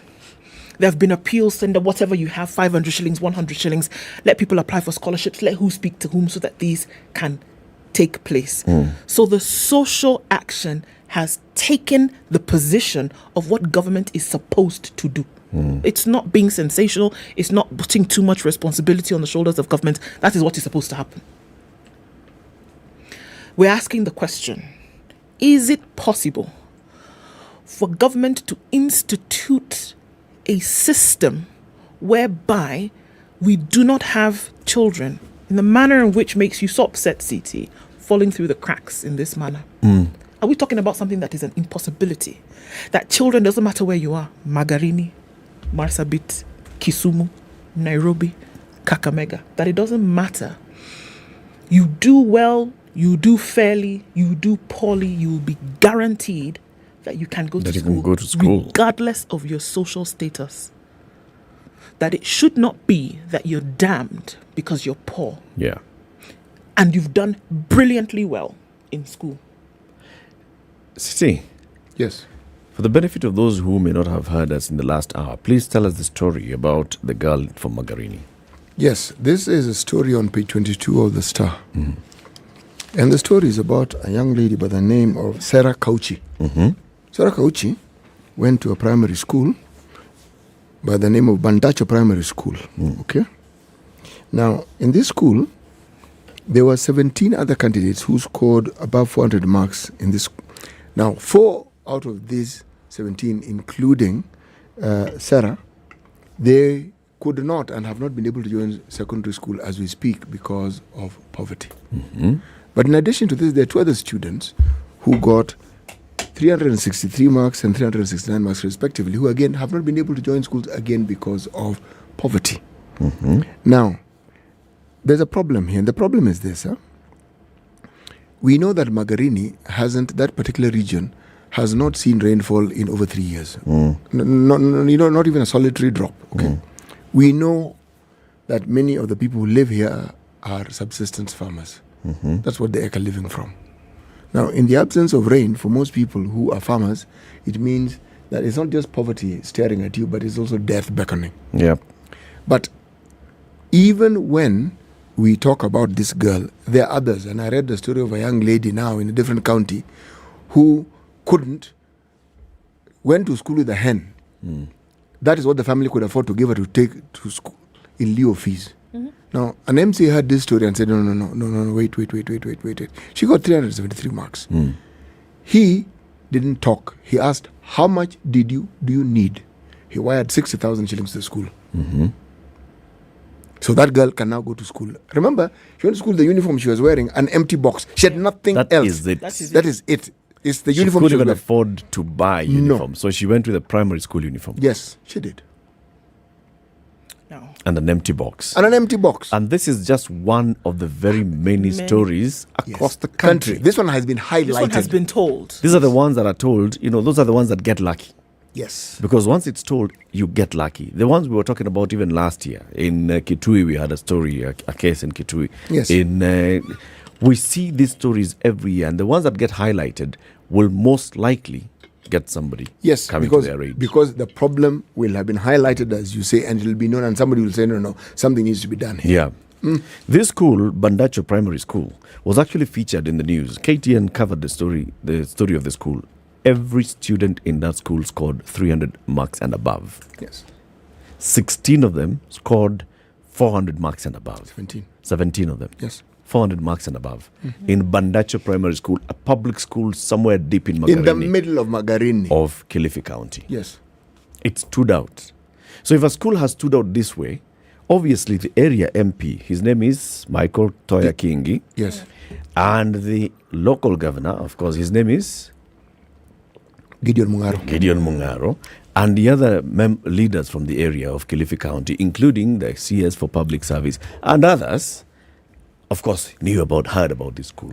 Yes. And they heard about the children who have scored over 400 marks. And even the Speaker of the Senate also who is the former governor of Kilifi County. Yes. Yeah. And the former MP of Magarini constituency, where this school is located, yes, must have heard about it. Yes. Okay? So all these people have heard about it, but you still end up finding that a child who was supposed to be in which school in Nairobi? She had actually wanted to go to Moi Girls High School in Isinya. In Isinya. Okay. Moi Girls in Isinya has not reported to school. She got acceptance letter. Tuesday was the deadline. She has not reported. Has not reported. That's why this story is being told. You can imagine somebody coming from Bandacho to Isinya. That is far. Chief, how many counties do you actually cross? That is far. Kilifi, depending on which route you take. Let's just use the long route. Yes. Kilifi into Mombasa, into Kwale, to Taita Taveta in between, then into Makueni, into Machakos, and then going to Kajiado. Kajiado, you tell me. It's a whole journey that'll take forever. And it is not just you're getting somewhere and going. You have to pay for the journey. You pay for the journey. Yes, it's long. And there are things that you're required to do before you report to Moi Girls Isinya. And it's not as though she had gone there for a visit and she knows even where it is. Somebody's going to have to take her to that school. The reason why I get irked by these stories is sometimes we ask ourselves the question, what is it that is a clear indicator of the state of the nation? Is it our finances? Is it our management? In my opinion, it's how we manage our youth. Because if you are talking about a resource that you must always curate into perpetuity continuously and improve on, it is your human resource. You look at any country that has made huge strides, leaps, look at how they have managed their human resource from its infancy. Just look at how they've done it. And it's with the education system, because that usually is the clearest indicator. You are building a force. We seem to be dissipating a source, this particular source. And yet, when you look at when the facilities available have been utilized properly, the results are astounding. Remember when we had Nelly Cheboy here? Yep. TechLit Africa. Yep. Her story was not different. Nope. Same story. Some school in Baringo County, she got admission to Maryhill, which is in Kiambu County in Thika. Yes. She initially could not even imagine. Yes. But somewhere that fees was paid for because there was a system that worked for such a girl. One person, she is changing the area she comes from as we watch. One person. You know, look, this is in no way to downplay, because look, the very act of contributing towards the MCA who sends 60,000 shillings, the person who gets on social media and says, here's the number, send whatever you can, and then now the money has been sent, school fees has been paid, uniform has been bought, go. It is it is amazing, it is fantastic. But you know what? It is not sustainable. No, it's not. It is not sustainable. There will be a time where that particular tap would run dry. And this is what I'm saying. There must be a way to create such a system whereby nobody falls through the cracks. And the only way to realize this is to pay attention to the importance of educating your young people and doing everything that you can to make sure the system does not fail. You know what? Kenya is failing its children in education. Something needs, we need to think of a better way of managing this. One, so I was telling you of an issue with the whole structure with bursaries. If we think that we have all agreed that all our children shall go through basic education, which is in the Constitution that every child is entitled to basic education. And then there are several policies. There's a policy on free primary education. There's a policy on 100% transition, in fulfillment of that constitutional requirement. Why is it that we have so many children, 1 million children every year sitting KCPE and they're able to? Why is it possible that this girl could have sat her KCPE in Bandacho Primary School? It's because the fee requirement and all was not there in primary school. It wasn't as much. So why have this sudden shift in amount of financial requirement primary school and high school? Between primary and high school. Yeah. Why is our high school, our secondary school system then so expensive? That nobody Is can it make because the government is not pumping in enough money to support it as much as it's pumping in the primary school to support the primary schools? Is it why? We need to look at that. Can we have 100% transition where there's sudden jump in the capital requirement is so high, and then we still talk about 100% transition? So let's say then there is some justification onto why secondary school is that expensive. What should we do to make sure that there is smooth transition across the board? We have all these bursaries. We have all these things. We live in communities. Communities are able to tell who is needy among them. Everybody can tell. So this child is going through school. The amount of money that will be required to take this child to secondary school, the parents cannot afford. Okay. The community can tell the parents cannot afford. Absolutely. We're not even talking about it, the bright. Every child should go to secondary school. How can we ensure that every child goes to secondary school without saying only the needy ones are then highlighted and those are the ones that get even the bursaries to go to secondary?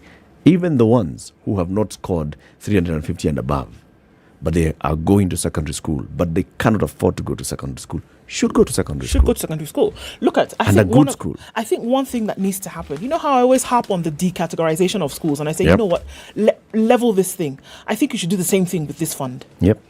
President's bursary, CDF, ward bursary, etc., private bursary, whatever it is, you need to have one giant kitty. The way you have the federal fund in the United States, where you have those who are at tertiary level going towards university, you can apply for the federal program, you get it's called what? Funding for school, right? You get it because it's one big thing. It doesn't matter. So you have a representation at the state level, but it is actually the federal program. And that's what I'm saying. There should be one kitty so that we know we have 1 billion shillings in this kitty. There is a constituent at every county level, or what you want to, if you want to bring it down to the constituency level, so that there's representation. People go, they apply, they get money to go to school. I wonder, and I probably already know the answer, but please, do you think that these funds that are earmarked for bursary are depleted every year? That at the end of the year there's 0 shillings, where in the beginning there was however many million, and then at the end of the time there's 0. Have they always been depleted year on year, or is there sometimes something left? There's a certain fundamental problem that keeps rearing its head with regards to education in this country. And one of it is the thought that every government that wants to give the impression they're doing something for its people will change the education system. And they'll paint a very lovely picture of what the education system will do. Whether it is the 844 system or the CBC, somewhere along the line, the idea behind the school is excellent. You listen to the idea, it is excellent. And the reason why it's excellent is because you will know of a similar system on this globe where it actually works and what it has done for the people it has worked for. Secondly, you will hear resources being put aside for this enterprise. The problem is that after that, the discussions around this program are everything and anything other than what it is intended for, this student. And the stories that come out with regards to the students are tales of war. The reason why we find this thing has been somewhat muted is because our school system is peppered profoundly by private institutions offering the same education. So the government has that burden lessened for them. So, but unfortunately, the majority of our schools are still government owned. The majority of our students who go to school still go to public school. Yes. And yet, the biggest budget item, education, the question has to be asked, in all honesty, are you telling me that when all this money that is allocated is expended the way it should, we still do not and cannot and are not in a position to give our children the value of the education that was purposed for them? Are you telling me that this is what happens? No. I don't think so. No. And you know the thing is, you know, when I say that there's a failure here, it sounds as though we're being quite sensational. But I'm telling you, the true picture of any situation, take your pick. The true picture of any situation, whether you want to tell whether it is doing well or not, take the most vulnerable in that situation. That is your true picture. That if 1, 2, 3, 100 are falling through the cracks, that is what it looks like. After all, something that has a crack in it is no longer pure. That's it. You know, so we have all seen these stories, and now let's share these stories and start discussing on what is the possible solution going into the future. We've seen these stories. You've seen there's a guy called Wahome Thuku on social media, on Facebook, very active. People reach out to him and say this is the issue. He keeps posting. Like I saw there's a story he posted of a child who'd been called to Giriambu girls in Kirinyaga, and the parents could not afford because of several things that had happened in the community. And Wahome investigated and says, I've investigated and found that there's actually a need here. I have sent some of the money that you people send me to go and pay for these girls' school fees. This is what happens. People are contributing on social media. When they hear stories, when a story such as this one of this girl is highlighted, people are saying, no, I can contribute something. I can put in something. And maybe this is what the government is just getting used to, that we know we can come in and put in something. But are there possible solutions, including the harmonization of how information about needy students is collected, or ensuring that the issue of needy students does not arise? It's everybody transitions from primary to secondary, wherever they are, because every school is also standardized.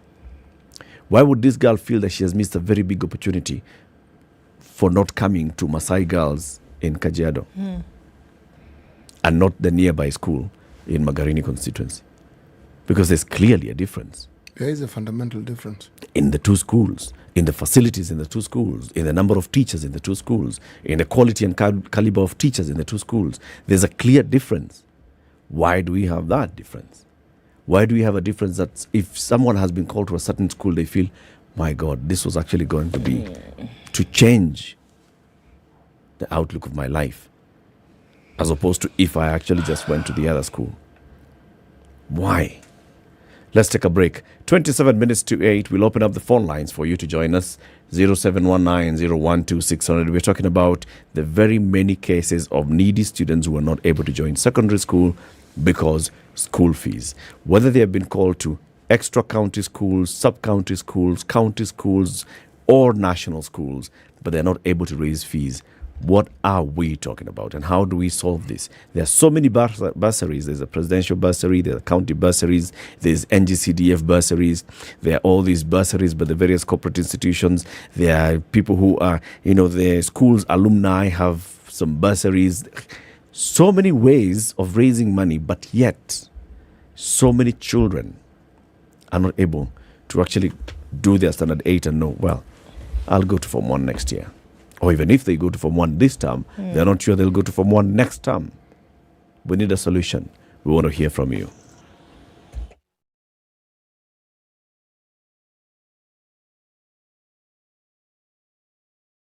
This is the Situation Room, the only way to start your day. If you go out of this country and come back the same person, then you have a problem. Buy land, 1 million. Put it there for 5 years. What's the purpose? It'll have increased in value. No, that's the thing. That's darkness. That's an eclipse. You don't do that. I hope you don't believe that a hustler is a poor person or that all hustlers are poor. I've seen that conversation. Tell us, who is a hustler? Who's a hustler? Hustler is a person who is making a living through hard work. Corruption in Kenya is a political accusation. The people who are actually corrupt are not pointed fingers at. Kenya is not free. Kenya imeshikwa na mateka. It's under siege. Have you seen that lodge on Nyeri Road? Very high fence. You can't even Windows sleep inside. up near the ceiling. Yes. And if you walk that midnight, you see bats the size of cows. And when it rains, it doesn't rain on that building. Yes. When you're at All Saints and it's raining, it doesn't rain on that building. The things people will believe. The Situation Room, Kenya's biggest conversation. Celebrate the month of love with Coldstone Creamery. Enjoy the perfect date spot at Coldstone and get 2 slices of delicious ice cream cake at only 800 shillings. Surprise a loved one with a Coldstone Valentine's cake and treat them to a chocolate cake layered with strawberry ice cream, wrapped in pink frosting and finished with cascading ganache for only 2,500 shillings. Coldstone Creamery, making your Valentine's even sweeter. Get 2 months of Showmax for the price of 1 in a give. Real Housewives, rich auntie vibes, and that bling. Sama kuomoka. Toast to luxury. In a give, single Cassie, girl power. Cheers! And gravity-defying Top Gun victory flyby. Haven't ready fun yet? Woo! In a give Kupindukia. Subscribe now to get 2 months for the price of 1 from only 300 shillings in Nairobi, highs of 29 and lows of 16. We'll see sunny conditions at 15 in Nakuru, going to highs of 29, and 28 will be the high in Nyeri, where it's sunny at 14. It's 16 and sunny in Eldoret, highs of 27. Looking at highs of 33 in a pretty sunny Mombasa at 26, and it's 27 and sunny in Malindi, highs of 31. 21 and partly sunny in Kisumu, highs of 32. 32 also be the high in a sunny Kakamega. It's partly sunny at 22 in Kampala, highs of 30, and we'll see highs of 31 in Dar es Salaam, where it's sunny at 27. 16 and cloudy in Johannesburg, highs of 24, and we'll see highs of 36 in a partly cloudy Lagos at 26. 22 and cloudy in Kinshasa, highs of 32 and lows of 22.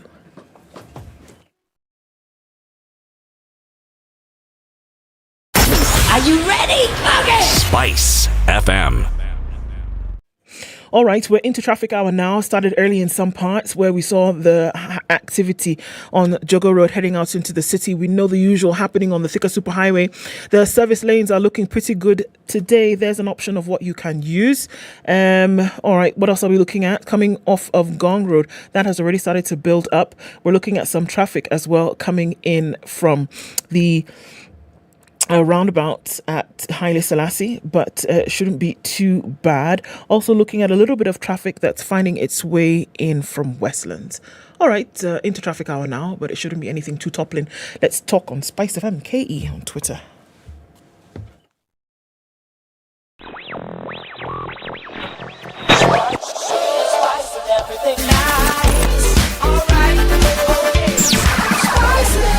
Spice up your life. Mature, intelligent talk every morning. Spice up yourself.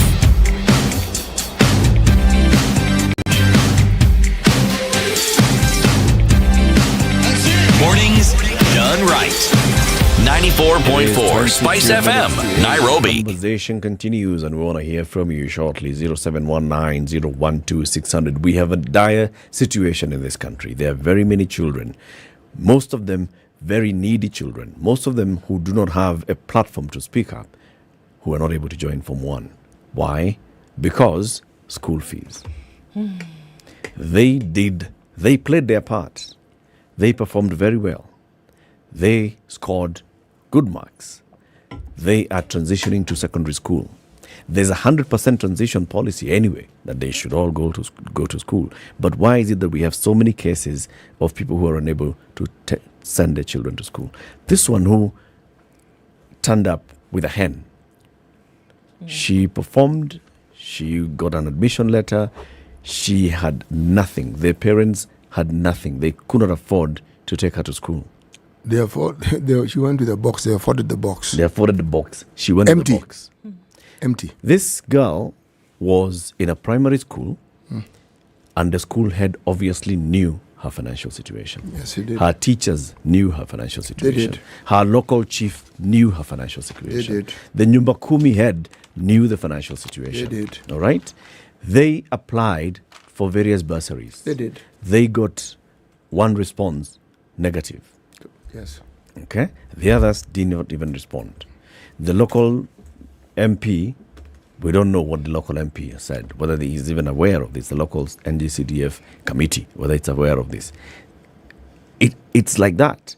The other story the other day was of another girl who, this girl lives, the guardian of this girl is her grandmother.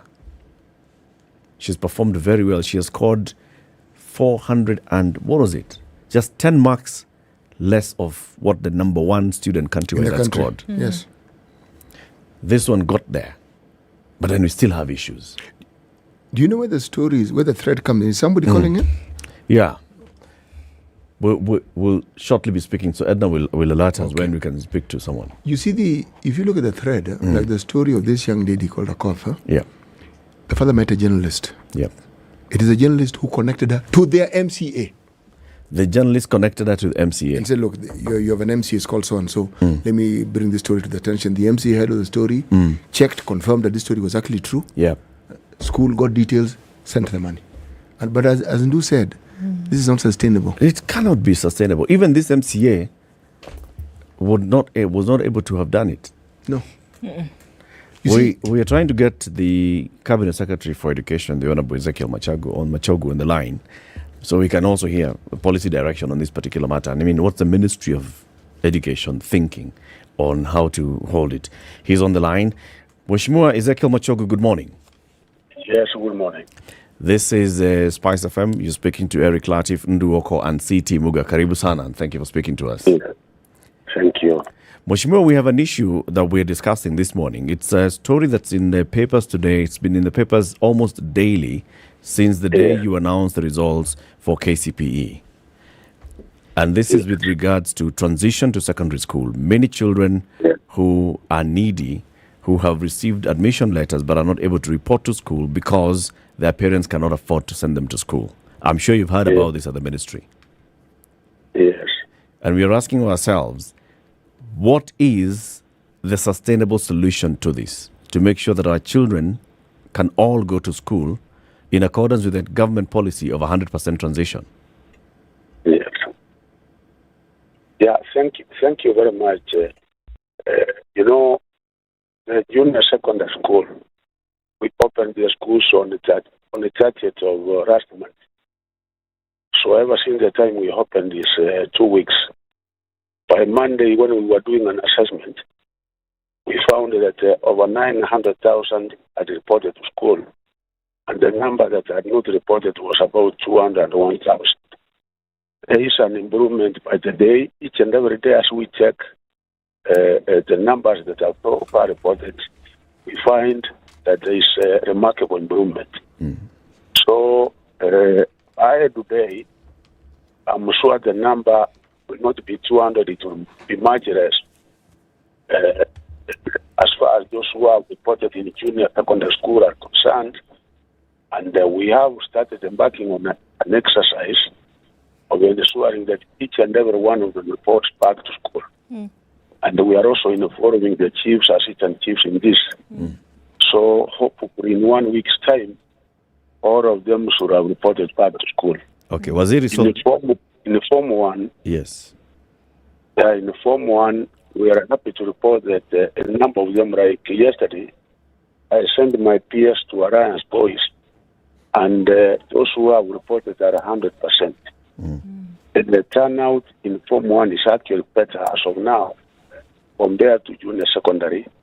So we are hoping also that towards the end of the week, those who will not have reported will be able to have reported back to school. It's a normal trend, because when we take the figures even for the other years, the initial reporting, parents sometimes take a lot of time to take their children back to school. Waziri, let's talk about the two issues. Let's first of all address the one you addressed first, the junior secondary transition. Yes. So initially, the transition was not so high. You're telling us that initially they had 201,000 children who were not reported to school, and this number is improving on a daily basis. What was the reason for this 201 not to report to school?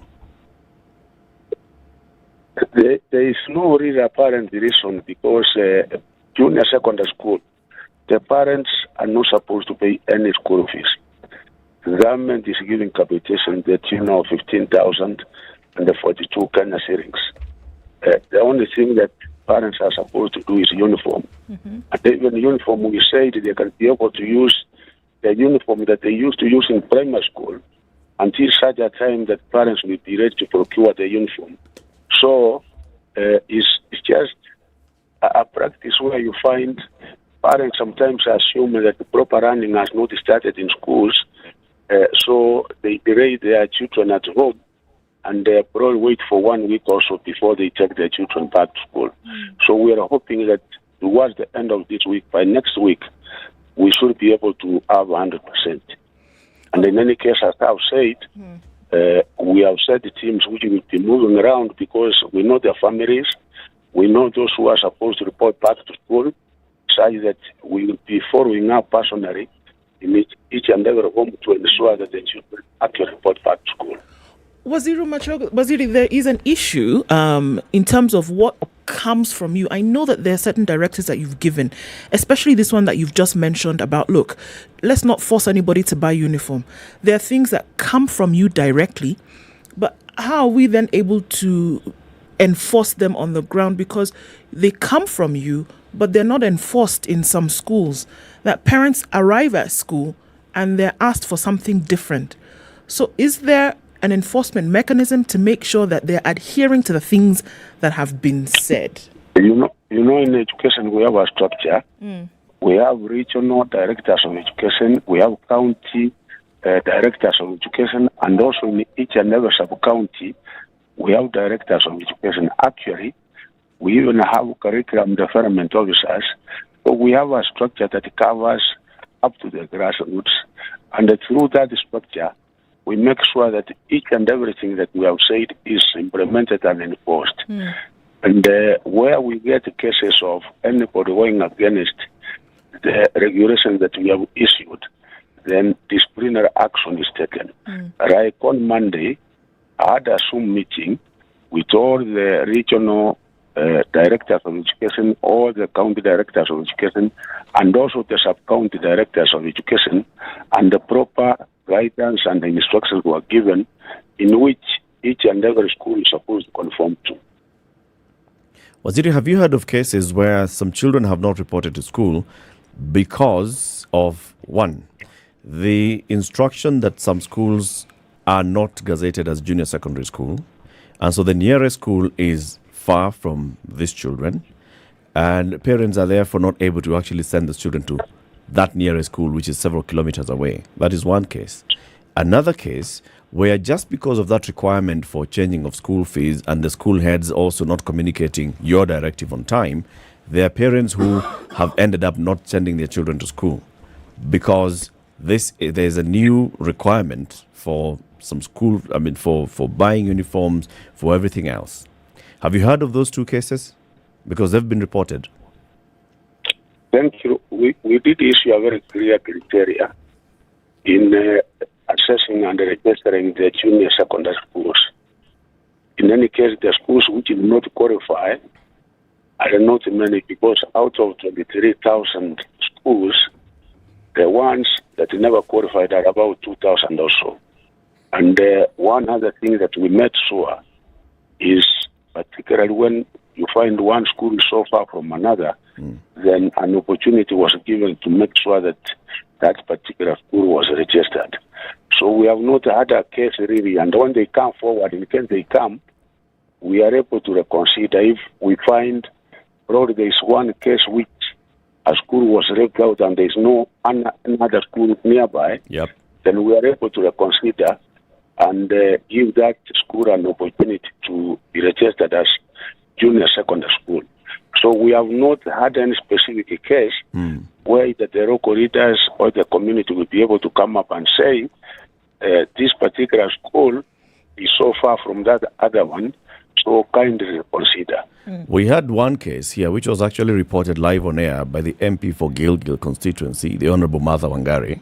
She was here and she said she even raised it to the president when the members of parliament from Nakuru County met with the president over the weekend. And the request was, why not register all primary schools as junior secondary school institutions? Registering all, because the main criteria we are following is the number of students.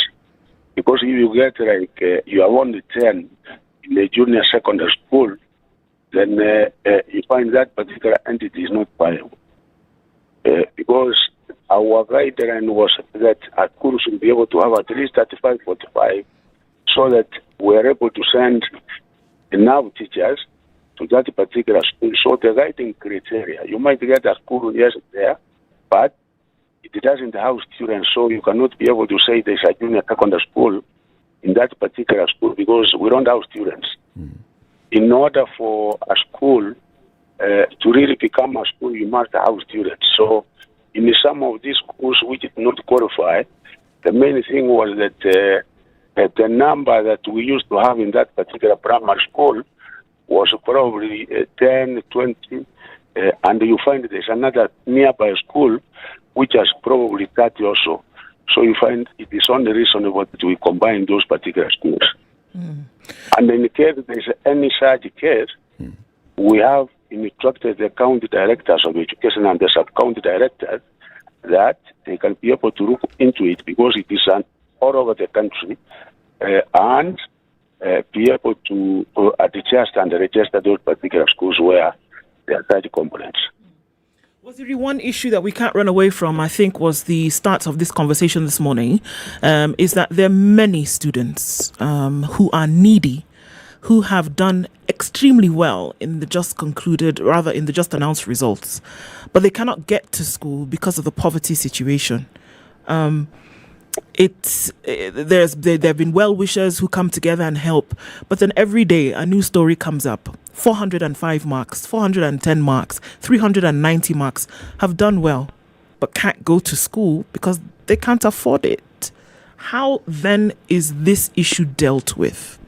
If we are saying that there will be 100% transition regardless. Yeah, thank you very much. You know, the government has several types of scholarships and bursaries.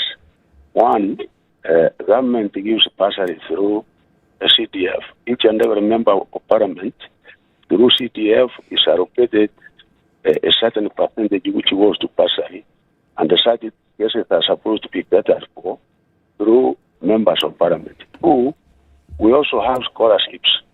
Like yesterday, I sent a child to Alliance who had over 400 marks, and we were able to give that particular child a scholarship of Kenya Commercial Bank. There are scholarships from Equity, there are scholarships from Jomo Kenyatta Foundation, and there are so many other forms of scholarships and bursaries. Indeed, including the counties, government also gives bursary through counties. So where we have such genuine cases, and they come to our notice, and even the local leaders, then there are avenues in which they can be able to be assisted. But then this is the problem here is that there are very many cases that are falling through the cracks, Waziri. Unless a case actually comes to your office or goes directly to an MP's office through the media, there are very many children who are not going to school. You saw the headline in the Standard last week where we had photos of children who have performed very well, but they're all saying that they haven't received any bursary despite applying for various bursaries and scholarships. How do we address this? You know, the example I've given you at school, for example, let us take Ryan Sports. As of now, from one, we have 100% attendance and registration, and you will get that a number of those parents have paid actually about 90%. But all the number which has not been able to pay is 10%, and that is the number which I say in each and every area in this country, there is an assistance which is achieved. And there are no opportunities for bursary which are available So in each and every case, a parent should be able to apply to his local CDF committee, because if anyone does not get a member of parliament, they can be able to apply through the committee and they will be able to access the funds. I'm sorry, Waziri, but this is exactly what we are saying. It's not working. There's a school in Magarini constituency called Bandacho Primary School. All the candidates who sat for KCPE last year scored 300 and above. 17 of them scored 400 and above. There are several, and one of them is highlighted in the Star this morning, who has resorted to herding cattle because her parents could not send her to Maasai girls in Isinya. Moi girls in Isinya. And this is despite the knowledge that there is CDF, despite, of course, the availability of CDF, of the presidential bursary, of the county. There is no part of this country that we don't have a chief, we don't have an assistant chief. There is no part of this country that is not represented by an MCA, by a member of parliament, by a governor, a senator. Yes. Such that there is no part of this country where we don't have a deputy county director of education. So all these local leaders at that particular level, once they come together and bring up those cases, I'm sure there is a solution, and no child should be able to stay at home simply because of school fees. Bwana Waziri, I believe what you say is true. You see, we talk from a position where we have reports that are brought to us by parents who have actually followed these very processes that you are mentioning, and they reach out to journalists, not necessarily who work for the Standard Group, but who work for other media houses, because these stories have been highlighted by literally every media house in the country. So these processes that you speak of have been followed. What we are saying is that, yes, the processes exist, and it is exactly as you say, but we are saying it doesn't work. We say it's falling through the cracks because when you have students who've done that well, and despite everything that you say which is available, and they still do not have fees, someone resorts to breaking stones so that they can raise money. Somebody goes to school with their primary school uniform because they don't have the money. Then there is a problem somewhere. That is what we are trying to say. You know, the other thing you have said is that even if a child does not have school fees, and probably has not been able to access his local leaders at that particular level, he or she should be able to report to school, and the head teacher, they are also under instructions, will be able to raise those cases that yes, so and so has been admitted in this particular school, but she's not able to pay the school fees as required. And then from there we will know that there are such cases, and then we take them up, either with the local leaders or the available scholarship that we are also able to access.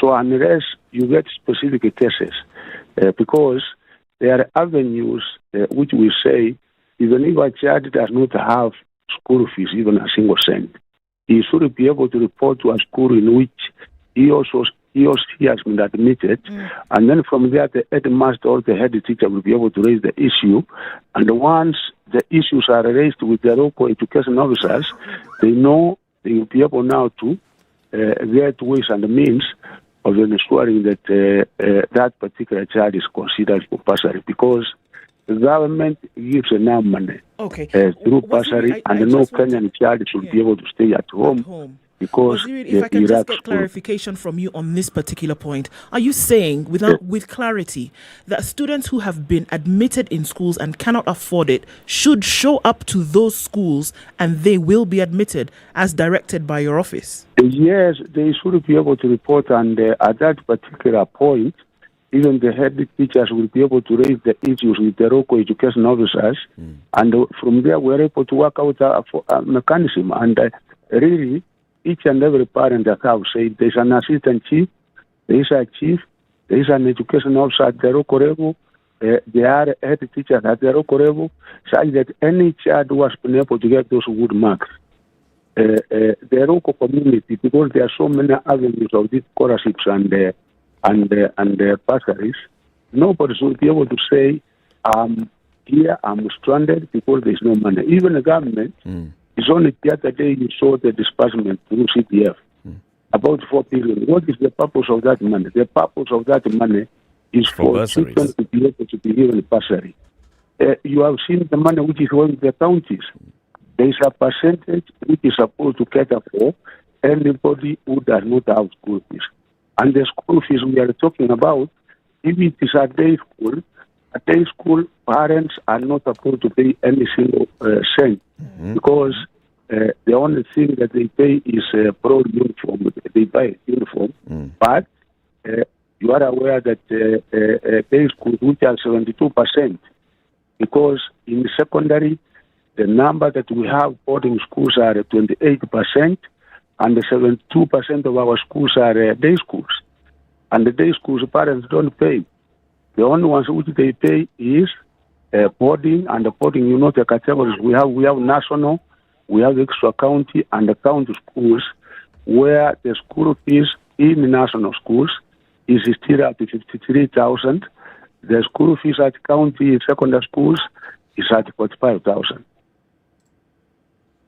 So nobody basically should be turned back if they report it. Nobody should be able to stay at home that there is no school fees, because the amount of money that the government has been able to provide for that particular purpose is quite enough to cover all those cases. Was it just for clarification, because we keep asking ourselves this question? How much money is the government spending on capitation in all secondary schools in total? The money that we have sent so far, hello? The money that we have sent for senior secondary school, we have already dispersed the money. Hello? Yeah, we can hear We you. have already dispersed the money towards the secondary schools. Yes. For this quarter. We are yet to disperse the money, which I think we are yet to get the specific figures for each and every primary school, and that is what we are combining. And then once we get the figures, we should be able to dispatch the 9.6 billion for junior secondary schools. So annually, the budget is about 9.6 billion shillings that goes to juniors this is for junior secondary. No, that is only for first term. For first term of junior secondary. Yes, for the entire year, it is going to come to almost 27 billion. And how much for senior secondary? For senior secondary, you know, for senior secondary, the capitation we also give is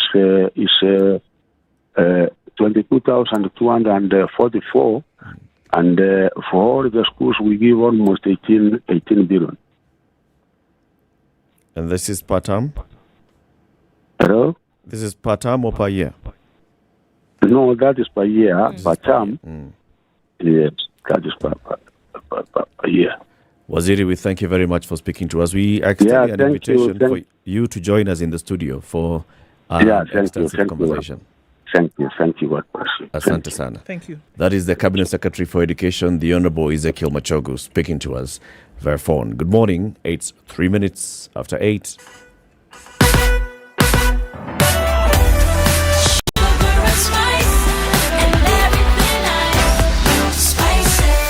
Spice up your life. The following takes place from 6 a.m. to 10 a.m. every weekday on SpiceFM. You tune into Kenya's biggest conversation. My name is Ramanya. Amen. So 1 hour is over? Yeah. Oh, yeah. Okay. It gets over Can you imagine in 20 minutes. what the big boys have also done? I'm very proud of myself. When you understand about partnership in politics, it's like the way marriage is these days. When you're looking for a wife, you're like, maybe you can help me pay for fees as I pay for the rent. Why should you have a lioness living in your bedroom? I have to tell you a story. I went for a prayer meeting, which was called for the spouses of candidates for senators and governors. And when I got to the gate, the lady who was the secretary. She refused to. She's telling me no. Leo tunataka wamama. Leo ni wamama. I'm telling her no. She said no. Sio siku yenu. And I thought there's a problem here, because if it was a man, but this was a lady. It will be called First Ladies until you change the name. 102.5 Spice FM, Kisumu. A few minutes after 8 o'clock, we're looking at traffic in different parts of the city. It's coming off of Mombasa Road this morning, a little bit as you head towards General Motors, and then you'll be all right till you get to the Nyeri Stadium roundabout, and then out into the city, you'll be fine. Traffic has finished on the Thika Superhighway. Or am I saying my own things? Not quite sure, but okay. Yes, it is heavy as you get towards the roundabout. We're also looking at a little bit of traffic here and there. Limuru Road, Kiambu Road, etc., etc. It's nothing out of your normal morning traffic. Getting into the city without too much of an issue. Langata Road is packing up as it is on Raila Odinga Way and such. Let's know what's going on where you are this morning. SpiceFM KE on Twitter.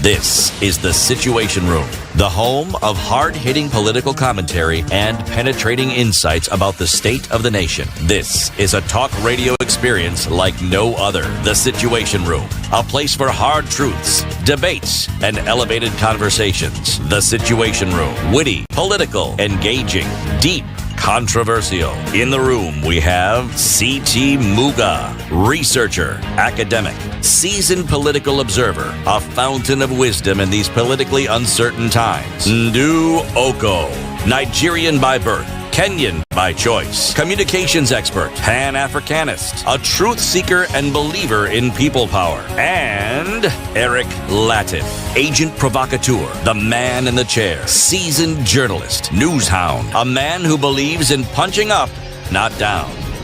This is the Situation Room, the only way. Let's continue the conversation. 16th day of February 2023. We're still live on Spice, live on KTN Home, live online on YouTube and Facebook. City? Yes. The proverb. Simple, 5 words. Today's bush is tomorrow's forest. Today's bush is tomorrow's forest. So? You know, when you mention bush, what isn't said of is that it's not manicured. It just grows. It's there willy-nilly. So when it's manicured, what is it called? Garden. It's called a hedge. It's actually called a hedge. Yes. So a hedge is a manicured bush. That's what it is. Okay. Just like a lawn is a manicured field. Grassland. When manicured, Thank you very it's called much. lawn. It's called lawn. Okay. Arboretum is a manicured forest. It's an arboretum. Yes. Okay, so today's bush is tomorrow's forest. Yes. So it isn't today's lawn, it's tomorrow's arboretum. No. Today's bush is tomorrow's forest. Kabisa. Okay. You've had the CS, and he was gracious enough to pick our call. And We thank him. Several things that he said. Let's not even talk about the JSS first. Let's talk about the bursary issue, which is the reason why we were calling him. And the CS doesn't seem to see why there would be an issue. No, clearly. We have a headmaster. We have a director of education. We have representatives we have a chief who's representing the national government. You have an assistant chief. You have an MCA, an MP. You have all these people. And there's bursaries here. How can the connection not be made? What do you mean? Does it not then, the question we keep asking, these monies that we know are in abundance, are they actually used for the purpose that they were intended for? Because this is a question we keep asking. Because what we're referring to as gaps in the system is precisely that. On the one hand, there is talk about this plethora of money by the bucket load and truckload, okay, for this very purpose of education. And then on the other side, you keep hearing these stories of students who have done very well. Now, what about those who have actually qualified but didn't do exceptionally well? And they've also been called to school. That is the issue. Yes. There are people who, well, he's saying, as we've always said, over 70% of schools in this country are day schools. Yes, they are. 100% school fees paid by government, tuition. The only fee you're required to pay is maybe for uniform. Okay? So that means that it is much cheaper to take your child to the day school. Yes. Okay. Are there day schools that have not admitted children that were supposed to go to those day schools? Good question. For reason of they could only afford a hen, but not school uniform. Yes. There are. That's what we're saying. But how can that be? But it is. And that's why I asked him the question. We are understanding what is coming from the mouth of the ministry. We hear what you're saying. But in terms of the actual practice on the ground, what is really going on? Are we not the ones who said just now that, did he not just tell us now, for clarification purposes, show up at school with what you have. If you're going to JSS, they're asking you for a different uniform. Go to school with the uniform that you have and you'll be accepted into school. Is that not what he said? No, Okay. That appears to be what he's trying to say. Now, did we not see reports just a few days ago about schools who were rejecting students who did not appear in the school uniform? And the ministry had spoken prior to this. What are we talking about? Even this thing of, let them go. Magoha tried to bark. show up at Magoha was barking all the time and saying, no, do not send a child back home because of school fees. What do you mean? Yeah. And the school heads were saying, okay, so I don't send the child back home. How so are we supposed to operate? How am I going to feed the child? He is admitting that they haven't sent all the money for JSS yet. Yes. They haven't sent all the money for Form 1 yet. All right? So we have all these imbalances. But I think the bigger thing for me is I listen to the minister and I can see the minister is speaking with some sincerity of intention. But he has been a representative of the people.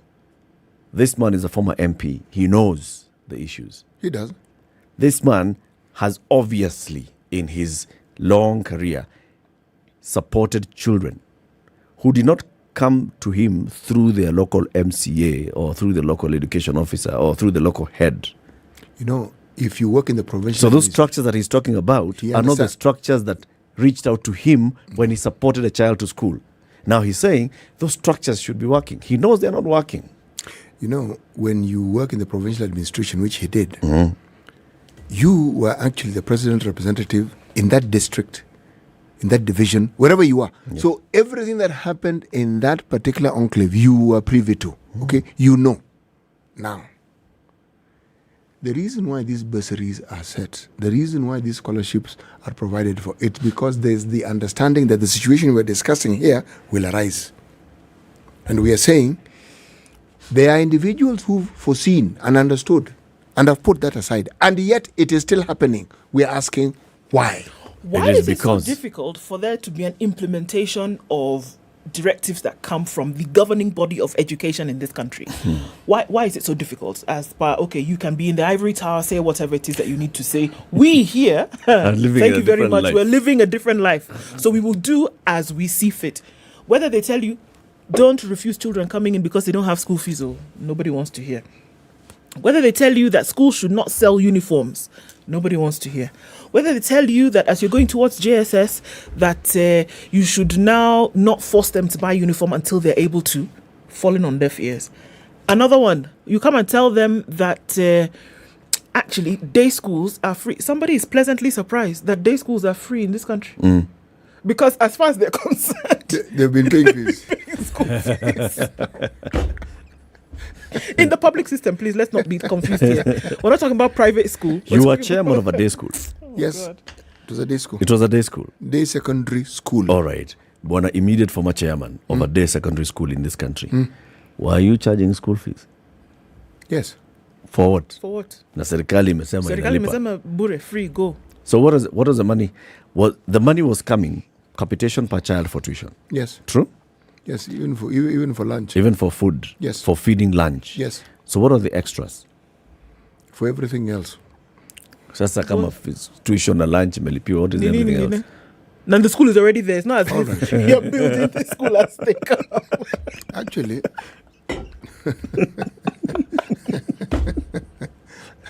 every child comes and they're given their own build class. a wall. Right. You add a brick with you come with your brick. Let add. me jump into this matter feet first.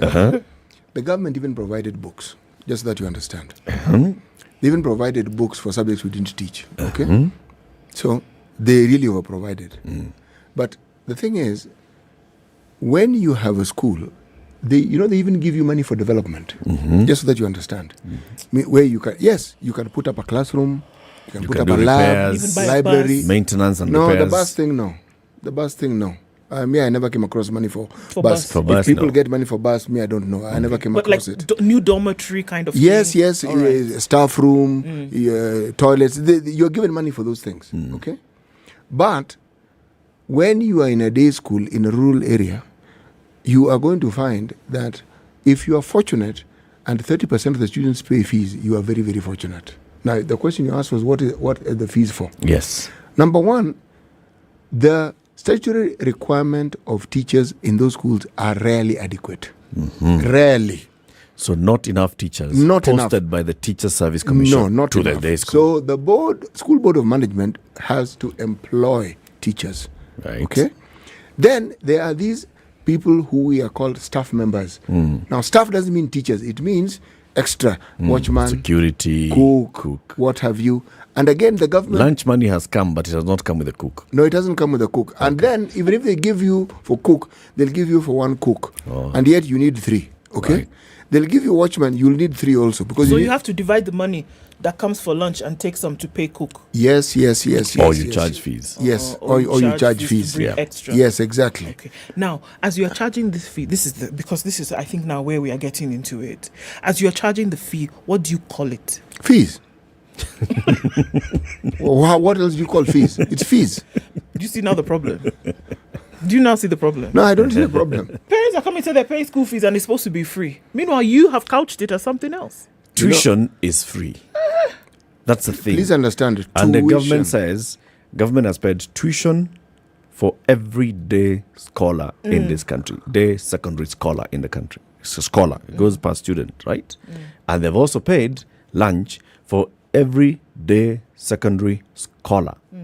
That's the actual feeding of the food. Yes. But how this food will come into being cooked form, but that please, one is not please their problem. remember... But they also support now in these other things, maintenance and building some bit of infrastructure and they give development. you teachers whom they pay, so you don't have to pay. So you're not paying teachers. Exactly. The problem is the thing that we've been talking about, inequity in our education system. Because if you look at all that, 70% of our schools are day secondary schools.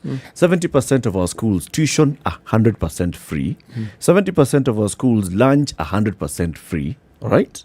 70% of our schools receiving some of this money that you're talking about, maintenance and some bit of improvement, infrastructural improvement. Yes. Okay? The inequity comes in. These 70% schools do not have adequate teachers posted to these schools. No, they don't even have adequate classrooms. They don't even have adequate facilities. This is the thing. If they're really fortunate, like the school I was in, you will have one lab.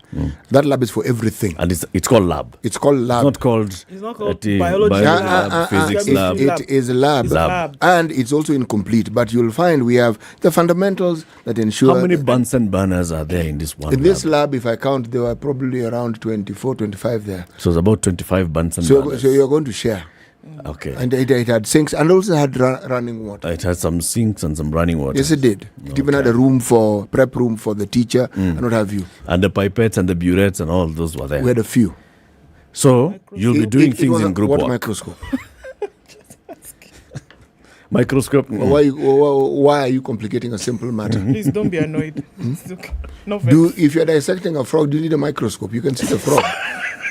Chop off the head. Look. So and the scalpel, ununua kisu pale. No, what I'm trying to say is this. Even if there's a microscope, you'll find this one. Yeah. Okay. The facilities are not adequate. No, they are inadequate. And also remember, the capitation that you're given, this is how it works. You set up the school has 50 students, all right? Yep. Now, the numbers may increase to 100, because by the time I leave, I think we're approaching 200. The government will still be giving you capitation for 50. You keep applying for this increase, it doesn't come immediately. There's a delayed response. By the time they're giving you for 100, you are now at 150. But if you go to the ministry, they'll say, but this is the school that we have given them the capitation. Yes. Okay. The thing is, the money does come, but it often doesn't come at the time when you most need it. It comes eventually. Okay. Now, in the meantime, what do you do? What are you doing? So you've got to You've got to raise money Yes, from in the meantime, the community. What do you do? Because you can't feed students who have paid fees, and you can't feed students for the number. You can't. You won't divide them into. No. Everybody has to eat. But in the end, CT, how much on average are you asking parents to pay per term? I cannot remember the exact figures that we're asking, but I remember ballpark. No, it was not a lot of money, if I remember. It did not get to 10,000. So it doesn't get to 10,000 a term. No, it doesn't. Per child. Not really. Okay. So let's say that day schools, these extras will come to about 10,000 shillings a term. Okay. Now look at what the 28% of the other schools that are not day schools are asking for. And these cases that you're seeing being written all over the media, even on social media, are actually talking about these other 28% of schools in Kenya, where children have been admitted to a boarding school that is either a county school, an extra county school, or a national school. They are only 28% of all the schools in this country, which means catering for about 28% of all the children in this country. Okay? Those are the ones that are asking for school fees in excess of 25,000 shillings just for entrance, just admission. And why? One, because tuition in those schools is not what? Free. Because it's not 100% free. There's some capitation, but it's not addressing the entire need. No, it doesn't actually. So the 28% are basically now carrying the load of running and managing this school. Yes. Okay? Now, the injustice comes because those 28% of the schools are the ones with the facilities. They're the ones with the better labs. They're the ones with the better classrooms. They're the ones with the better thing, and the other. That means that this child who's been admitted to Moi Girls Senior cannot really go to her nearby day secondary school because the difference is here to Timbarua. Okay, so Timbarua works as well. Timbarua is better. It's okay. Yes. The difference between that school and Moi Girls Senior is huge. And this is where inequities come in, and we need to address this. Actually, you've got to the heart of the matter. The reason why parents choose these schools, because they know exactly what you've just said. Remember, this was the school that I was the immediate former board of management chair. Yes. Was a church-sponsored school. It started that way. The African Inland Church. Okay? Of which my grandparents were members of. Okay?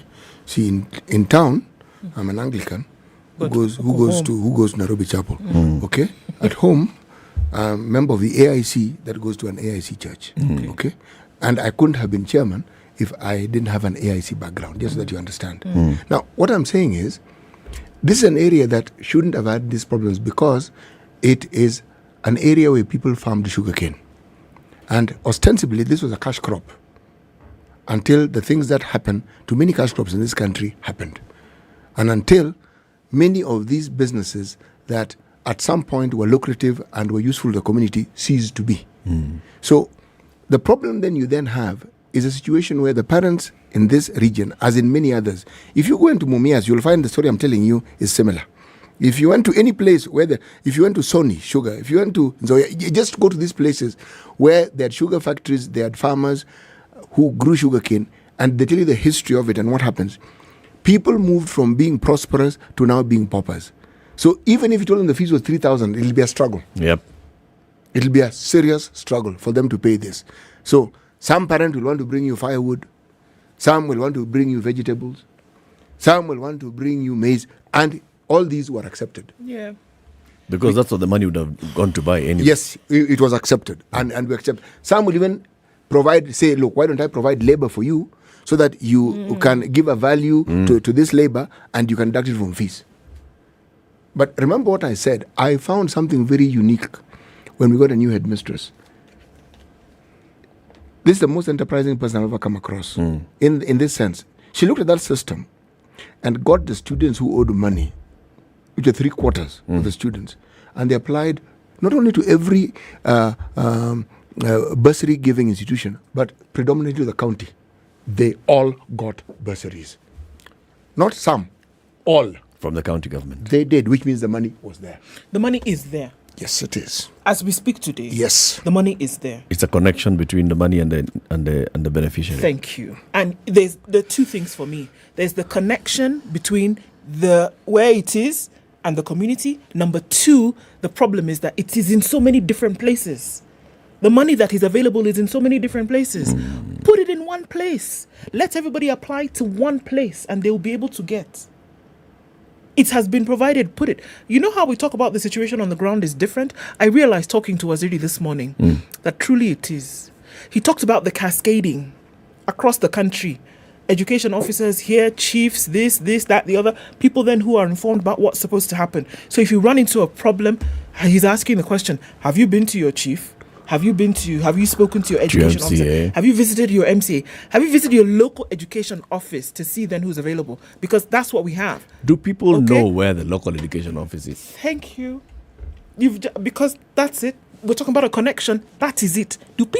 Are people aware that you can actually go to this individual, this office, and speak about this thing, and you will be helped? Because truly, if there's no truer statement, it is true. But you see, the situation on the ground is different, Eric, because just like what TT is saying now, 50 people is who we need capitation for. Until Jesus comes back, it is 50 people. Meanwhile, it has increased. But the report that's being taken back to the ministry, we have given capitation for 50 people.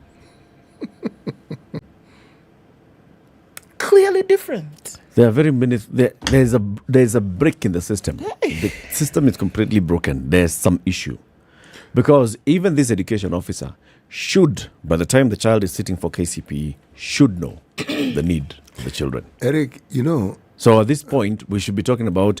So let's see what school this child is going to be admitted to. Let's first see how they perform. Let's see what school they're going to be admitted to. And we already know they're needy, because by the time they're in standard 8, I am the education officer. I know the needy children who are promising in my area. And by the way, those primary schools you speak of, they're not far from those secondary schools. This is the village. People know each other, for heaven's sake. Okay? Like Tamu Primary School is next door, literally next door. Share a fence. There, over there, yes, there. And some of the teachers and the parents who are in the management, the Parents Association of that school are also members of this particular secondary school. So we are essentially one unit. Yes. What the Waziri mentioned is really very pertinent. A big problem with what we're discussing here is ignorance. Not even so much the availability of those resources, but just simple, basic ignorance. Those who have the knowledge will actually benefit from the system. Those who know what to do, where to move, what string to pull, how to go about it. But unfortunately, the majority of our people who have these problems, coping with life on a daily basis is a struggle. It's hard enough. That information is not cascaded. There's no spare room in your mind for you to be able to start finding out these things. This information needs to be education officer. Can I go to the chief and find out? You're trying to think at that point about how the folks that are waiting for you. And there's an esteem issue, by the way. Do not forget that. And that's what I'm saying. By the time we see pictures of people going to queue and spending nights outside a CDF office, there's an esteem issue as well. There's an issue of personal dignity. There is. When you feel like that has been stripped, you just want to focus on the other things that at least can make things work. Let's look at some of the comments that are coming in on social media. Omukaya says, listening to the CS for Education, he's right. The main issue that we have is poor leadership from the local level up to the county. For you to get a scholarship, you have to know someone. Recommendation would be, his recommendation is to scrap all these monies that go to bursaries and increase capitation to cater for everything, including lunch and uniform in day schools. Scholarships from banks and other entities should be issued through the ministry at local levels and let it be publicized. We've talked about this, harmonized, and let's have one local, every constituency has a CDF, not a CDF, but a bursary or scholarship program. That's clearly known. What are the other comments? Adhiambo is convinced that parents of junior secondary and Form 1s are on their own. After listening to Waziri this morning. After listening to C.S. Machogu. Yes, she says, no. Sorry. Kama ni hivi. Actually, you know something? Go ahead. Do you No, want to say sorry. something? Abdul says, from the interview with the CS, I have just learned that day schools are free. Pleasant surprise. Look, it's because of the kind of monies that you have to pay then when bringing your child to school. You're not really sure what bleeds into the other. That in your head, you know that tuition is free, but these other things seem to count towards school fees. You see, the information that would lead to this emancipation and this vicious cycle is something that is also kept secret. Not everybody knows this. And that information is not freely given. People will give to those close to them, so that group of people will know and have that information. Yes. There is yet another group that will have absolutely no clue No whatsoever. And also, it's the diligent effort that now those who are in charge will make. Because when you have chiefs barazas, when MCAs call for these meetings, should not these meetings be the forum where the individuals in those regions are told about these things? This is where the conversation comes in, yes. Yes, that we are going to talk about this. We want to inform you. Come with a piece of paper and a pen so that we inform you exactly. We know when the students start for the exam, they'll be using your Form 1. This is what you need to know. So they are briefed. And you bring in the education people in that locality to come and talk to them about it. So they know. You know why that kind of attention is not given? Please tell me. Because it's not made a priority.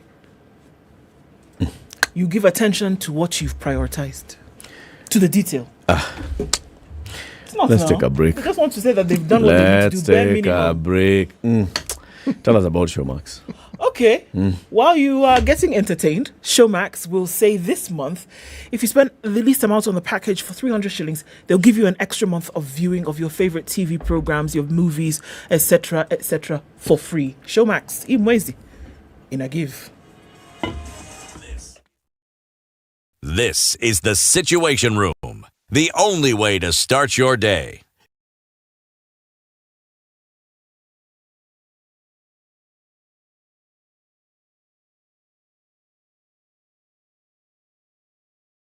Get 2 months of Showmax for the price of one. In a give, Real Housewives, rich auntie vibes, and that bling. Samakuwa Mokam. Toast to luxury. In a give, single Cassie, girl power. Cheers! And gravity-defying Top Gun victory flyby.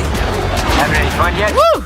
In a give Kupindukia. So subscribe now to get 2 months for the price of one from only 300 shillings for limited time. In a give Showmax. Sign up at showmax.com.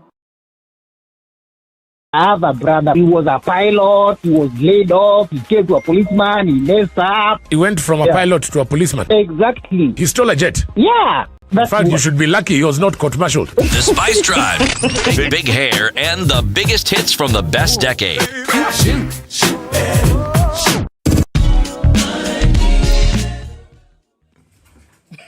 Okay.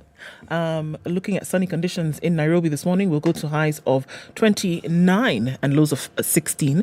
It's sunny at 17 in Nakuru, highs of 29, highs of 28 in a sunny Nyeri at 18, and 19 at Eldoret, highs of 27 and lows of 13. Mostly sunny conditions at 28 in Mombasa. It's sunny at 28 in Malindi. We'll see highs of 31 in Kisumu, where it's sunny through today. It's 23 and sunny, and going to highs of 32 in Kakamega. Kampala is sunny at 23, highs of 30 and lows of 18, and we'll see highs of 31 in a partly sunny Dar es Salaam at 27. It's 18 and cloudy in Johannesburg with highs of 24. We'll see lows of 15. Lagos is cloudy at 25, highs of 35 today, and we'll see highs of 32 in Kinshasa, where it's partly sunny at 22.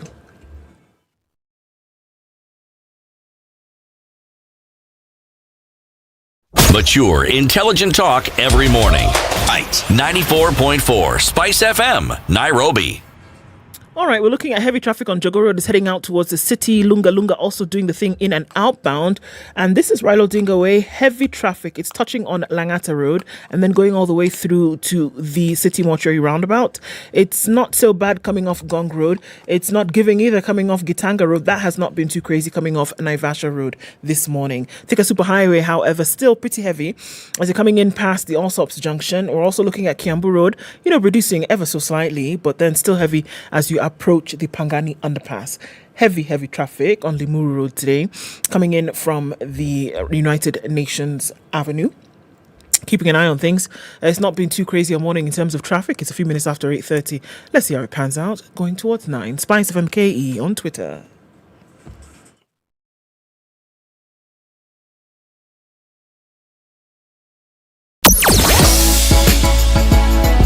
Sugar and spice and everything nice.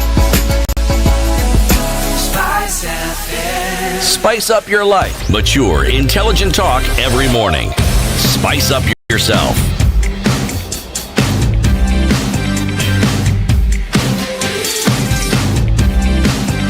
Mornings done right. 94.4 Spice FM, Nairobi. Someone or to join JSS. Why? Because their parents cannot afford the fees being demanded by the schools that they ought to be going to. We spoke to the CS for Education this morning, the Honorable Ezekiel Machogu, and he says, you know what, everybody should go. In fact, he's very optimistic about JSS admission. He says we should get to 100% JSS admission in just a short while. We just had an issue. There's some parents who want to sit back and see, is this thing really working or not before they send their children to school? But now those ones are being addressed. In terms of Form 1 admission, he says, again, issues here and there, but by and large, we are going to have everything working perfectly, because it should. When it comes to issues of school fees, he says we have so many bursary programs and scholarship programs in this country. From county level to NGCDF, at the ministry there's bursary, there's scholarships by the various financial institutions and other companies that are offering corporate bursaries. All you need is to talk to your local MCA. No big deal. Talk to your MCA, talk to your MP. In fact, go to school. Talk to your education. In fact, send your child to school. Yeah. As you talk to these people. Yep. They should not be turned back. What are the people saying? Quite a lot this morning. Patrick Osare says, if you add up all the various bursary funds and government capitation, all children can go to school. The government be left with the task of ensuring that the private schools are here to set standards. Send everybody to school. That's, if you put it all in one pool, we should be fine. Love Child seems to think that Waziri is speaking from a utopian world of administration. There lack serious visible efforts from the ministry to ensure that all the grassroots level children all report to school. Linda Agola believes that the Ministry of Education should have gone around the country to ensure all primary schools are registered for GSS. That has been a total failure.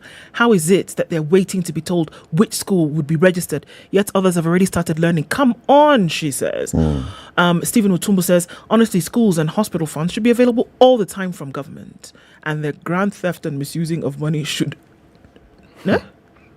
Sleep, not... Okay, I guess not see people sleep hungry all the time. Yeah, quite some. They're killing our children's dreams, eventually make them useless, and this while they wait for handouts for people. Wow. Many comments. Let's hear this one online. 0719-012-600. Zachary in Kakamega, good morning. Good morning, Spike. How are you? Very well, thank you. Yeah, I'm equally fine. I've listened to the CS keenly. Yes. And I have concluded that parents are on their own. Why so, Zachary? About JSS, I've heard him state that they approved the primary schools to be JS based on student population. That is so far from what is actually on the ground. There are schools that are so far away that students are dropping through the cracks. So you know of a school that is not registered as a JSS, and there's no nearby, there's no alternative school nearby? There are several. Yeah, then secondly, on Form 1 admissions, the CS kept dodging the question. He kept referring us to Alliance. I don't know whether the 1 million pupils who sat for exams can be schooled at Alliance. And finally, the CS, I felt, was blaming everyone else apart from himself. I believe he should provide leadership in the ministry. Thank you. Thank you very much, Zachary. Thank you. Wahome Dhuku is one of those people who is very active on social media, particularly on Facebook, where he regularly posts about people who've reached out to him and they say, you know what, we have an issue. We are unable to take our child to school because of one issue or the other. Or I know of a child who is at home, stuck at home, and this is the admission letter to this particular school. They require X amount of money and the parents are not able to. He mobilizes people on social media, and people actually contribute to send children to school. Now, we were talking about this earlier and asking ourselves, how sustainable is this? We've been able to reach Wahome Thuku. He joins us on the line. Good morning, Wahome. Good morning. How are you, Latif? Very well, thank you. Thank you very much for speaking to us this morning. You have been very active on this particular matter in terms of community mobilization for transition to secondary school, and even just supporting people who are unable to send their children to school. If I were just to ask you anecdotally, how many cases have you dealt with since this year began? This year, maybe this year it could be about 5 cases.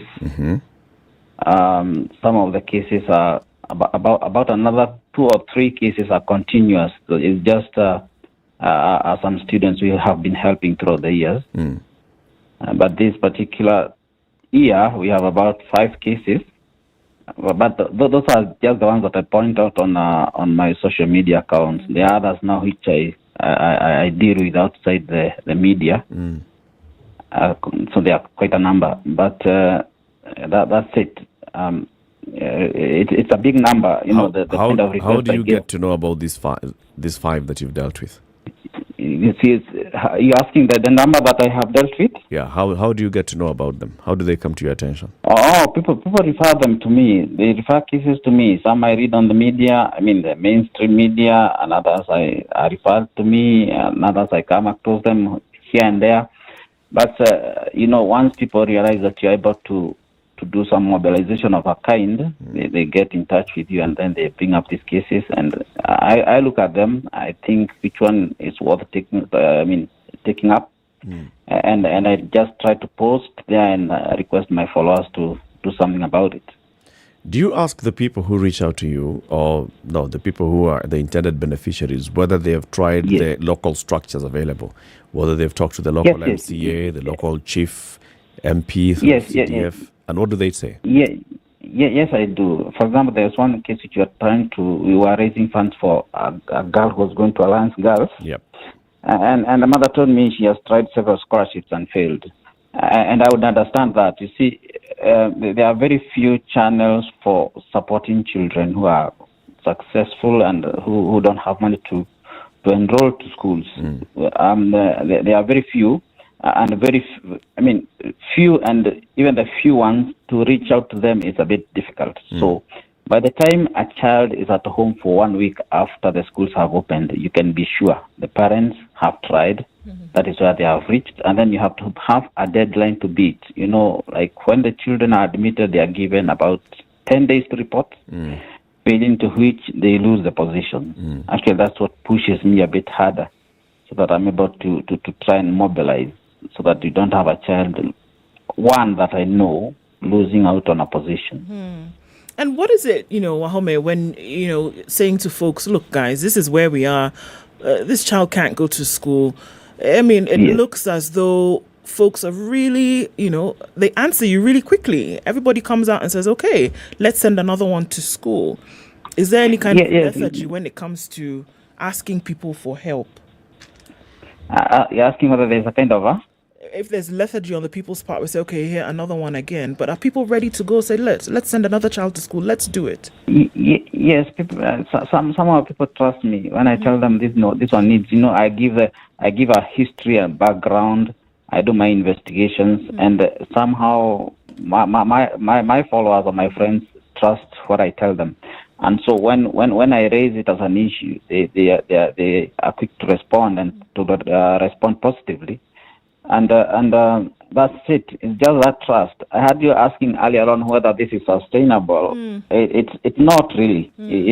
You can't take every child to school through fundraiser of any kind, whether it's online or physical presence in fundraising. There has to be a kind of a way in which the government deals with it from the source and deals with it perfectly. It's not something you can just say that we will continue doing it every year in and year out. It's not sustainable. Those are just few cases. There are many others that are out there pending. And you don't know what happens to those children. I have to ask Wahome. We spoke to the CS, and one of the things he said is, look, they can apply for bursaries.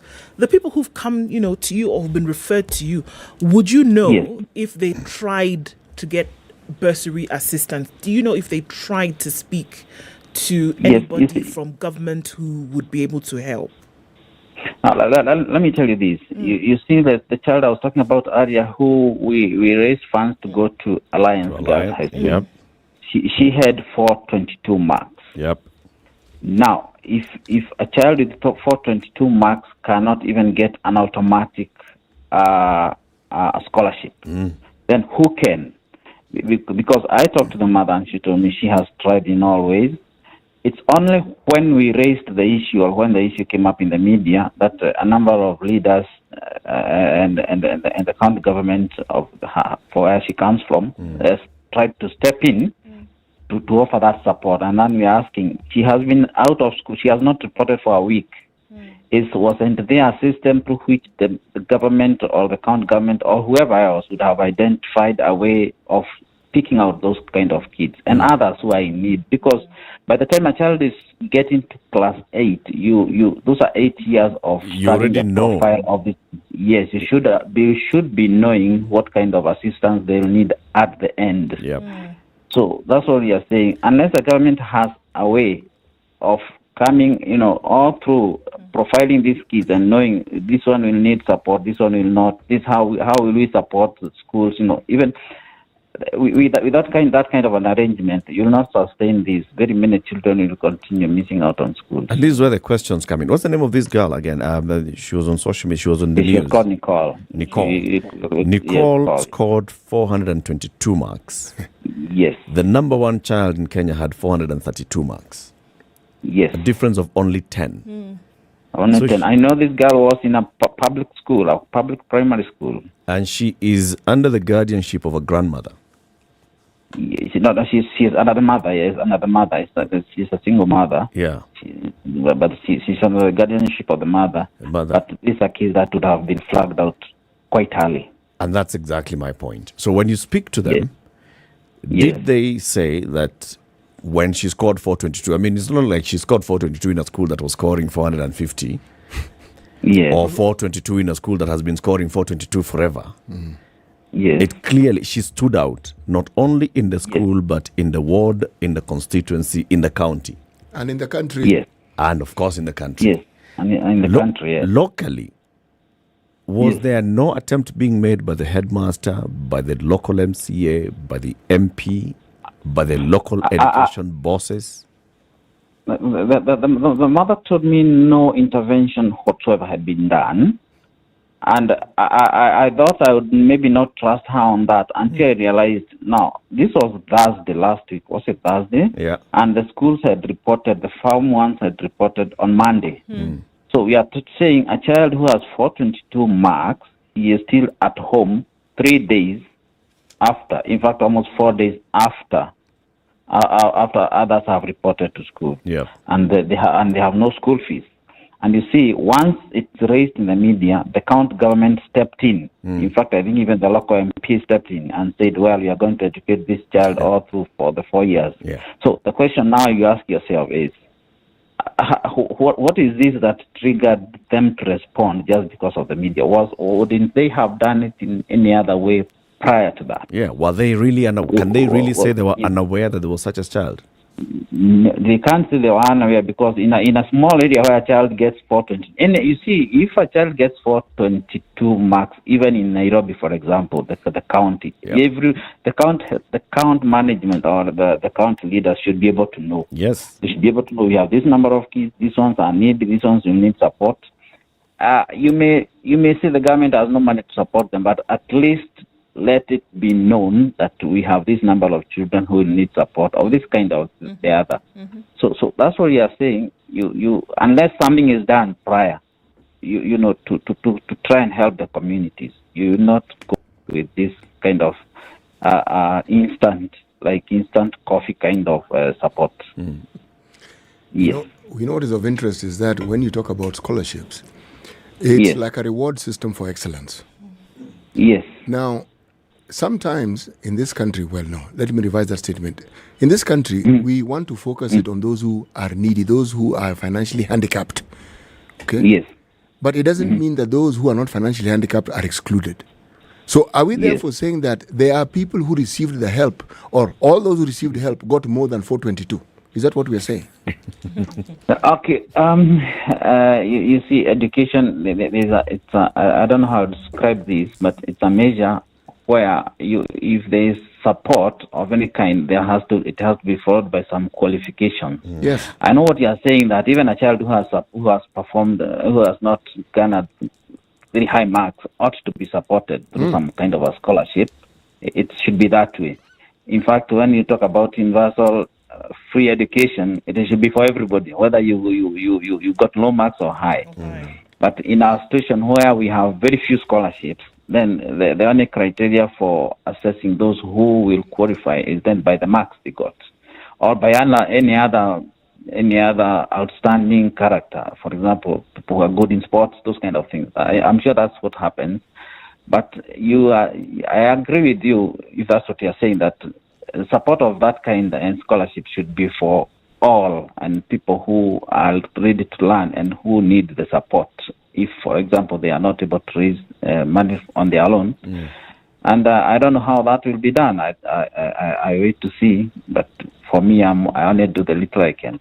That's true. Wahome, we thank you very much, and thank you for all the work that you do as well, for mobilizing people. Thank you so much. Asante. Wahome Thuku is a lawyer, and he's also very active on social media. You can follow him on Facebook. Wahome Thuku, he raises these issues and brings to the fore matters of people who need assistance, not only in education, but also medical assistance. It's just basically bridging the gap of what needs to be done. Blackwater is our friend in Mombasa. Good morning, Blackwater. Good morning. How you guys doing? Happy New Year. Happy New Year. New Year. How are you? I'm good, man. The campaign came from campaign, took a holiday, and I'm back. Been listening to you guys all morning. How was it? Rough? Rough. As an independent candidate, I came third, but it was worth it. I learned a lot. Good. And especially on this issue of education, I'm telling you that I went around my area. It's called Kazandani. And my current MP is Dito Pevo. And I'm telling you, you visit a school that has 1,500 students. Each classroom has about 150 students, and out of the 150, 100 are sitting on the floor. And this is in Mombasa. We're in the city, Bamburi. This is Nyeri constituency. So a friend of mine raised a question to the headmaster, because we went to see the headmaster straight up. We asked him, we understand you guys, there's about I think the 8 billion that was released. And he told us, in fact, it's a good thing you guys just came in.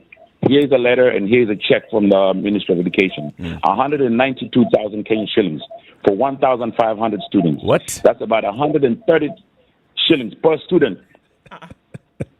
Can you imagine that? We're sitting there looking. I listened to the CS. Say that again. And I'm sorry to say our CS is popular. Okay, hold back. Let's say that again. So this school has 1,000 and what? 1,500 students. What's the name of the school, Blackwater? Kazandani Primary School. And out of these, each classroom has about 150 of them. That means about 10 classrooms, right? Yep. It's a primary school. And here, out of the 150, 100 sit on the floor. We're in Mombasa County. This is like Bamburi. We're in town. The headmaster received a check from the government. 192,000 Kenya shillings. That's about 130 Kenya shillings per student. I'm telling you, we looked at him and we said, you know what? Sometimes you need to come to the ground to understand what's going on. When you look at the media, you see all these big figures and you think there's a lot of money going out here. In reality, these students are suffering. You know? And I listened to our CS this morning. And this guy, I mean, he's trying to tell us what should be happening, but he really is not on the ground. He doesn't know what's going on. And that's why he picked on Alliance 3 times. Tell me the truth. If your son or daughter gets to Alliance, wouldn't you make it happen that they go to school? You know? So a lot of these students, I mean, I was walking out here, you're looking at kids hanging out all day, and you're wondering during the campaign, what are these kids doing out here? And you know how much the school fees is? They say there's no school fees. 2,500, Bob. Wow. But they couldn't afford it. 2,500. A parent does not have 2,500. I bought school uniform for about 80 students. I'll be sitting at my campaign office. It's about 10. I'm seeing students going home, and I'm questioning, where mbono hujaenda shule? You know, I said, tumefukuzwa. Good Lord. For 2.5. Yeah. Some of these schools have been converted, the classrooms are converted into churches every weekend in order for the headmaster to raise funds to run the school. The electric bill is 13,000. The government gives them 4,000. Headmaster asks you, where do you want me to raise this money? Something is wrong. And I think the biggest problem is, if you remember when we were growing up, the son of a minister, the son of a doctor, we all went to the same public schools. Yep. The difference is you came in a Mercedes-Benz and we all came by bus or matatu. But now we've made the business private schools, so we've neglected the public. The public schools. And it's because the leaders we have in parliament, all their kids are going to private schools. Would you care? We're in a situation where you tell, one child goes and tells the other, oh, today we had tea with no bread. And the other kid tells them, why didn't you eat cake? It's a mess. That's true. And it doesn't matter how many times you change the school system. You go to CBC, I did 844. You do the 844. I mean, it's not making no difference. And when we come into uniforms, why don't you just have like a level? Like put like how the police have a star or the military. Just say 2 stars means standard 7. 3 stars means that's it. That's a fantastic. You're making parents incur costs. Yeah. At the expense where they don't even have the money. Yeah. We need to do better. That's very true. We feel your It's pain, frustrating. Blackwater. I'm telling you, I learned a lot. Yeah. It's quite frustrating. Thank you for your call, Blackwater. All right, guys. Take care. Sante. Vitu kwa ground. No, it's not even different. You see, the galaxy. It's another galaxy. It's complete 128 shillings. That's what it is. This particular school we're using as an example that Blackwater has told us about. Fathom what 128 shillings is going to do. But it's for the term, just so that you get it. No, let's say it's not for the term. Let's just say maybe it's the first installment. Let's even say it's for a week. Right? Let's say it's the first installment. The next installment will come towards the end of the term or at some point in the term. But by the time it comes, he receives 192,000 shillings check, and he has a student population of 1,500. Okay. So can we do the list of the things that he's required to do? And Oga, former past chairman. Let's start with just electricity bill. Immediate former. Immediate former chairman. Electricity bill. Is just coming electricity from this bill alone. Same. Electricity bill is coming from this money. There are you water. Open the tap, you hope that water will come out. Lunch. Of it. Okay. You want to feed these children. You want to give them lunch, and is okay. You want to give them lunch. Let's not even look at the focus details. on the lunch. It's just lunch. Okay. Yes. You want to focus on the lunch you want to give them. It is not only you who is in this school. I'm not talking about teachers, because we've already established teachers are paid from government. Okay.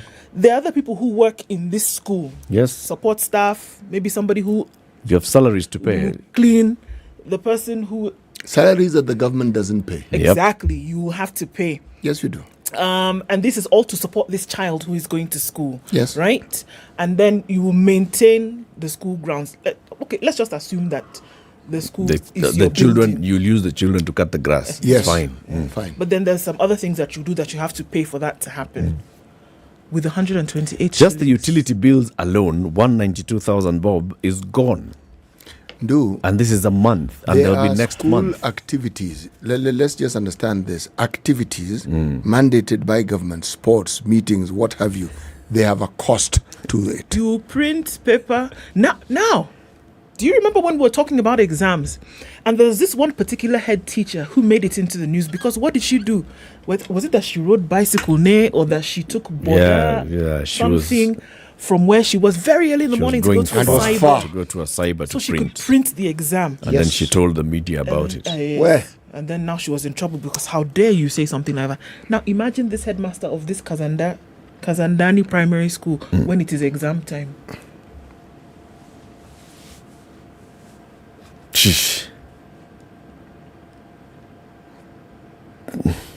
You know, when you talk about size of a school, there's a place in Naivasha called Karagita, a derivative of tractor. Okay, There's a history to it, though.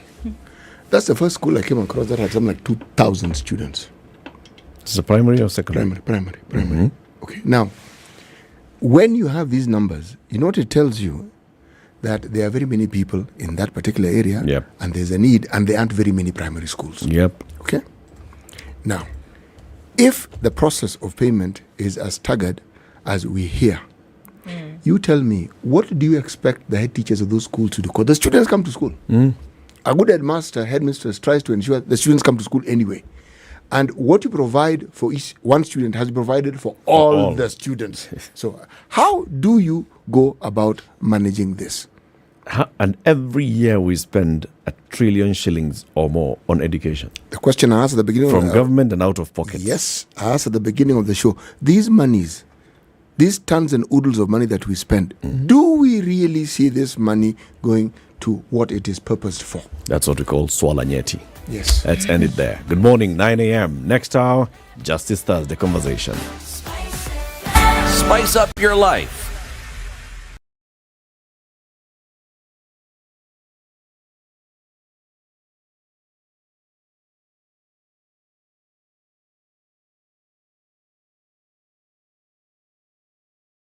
Morning, this is News. I'm Dennis Aseto.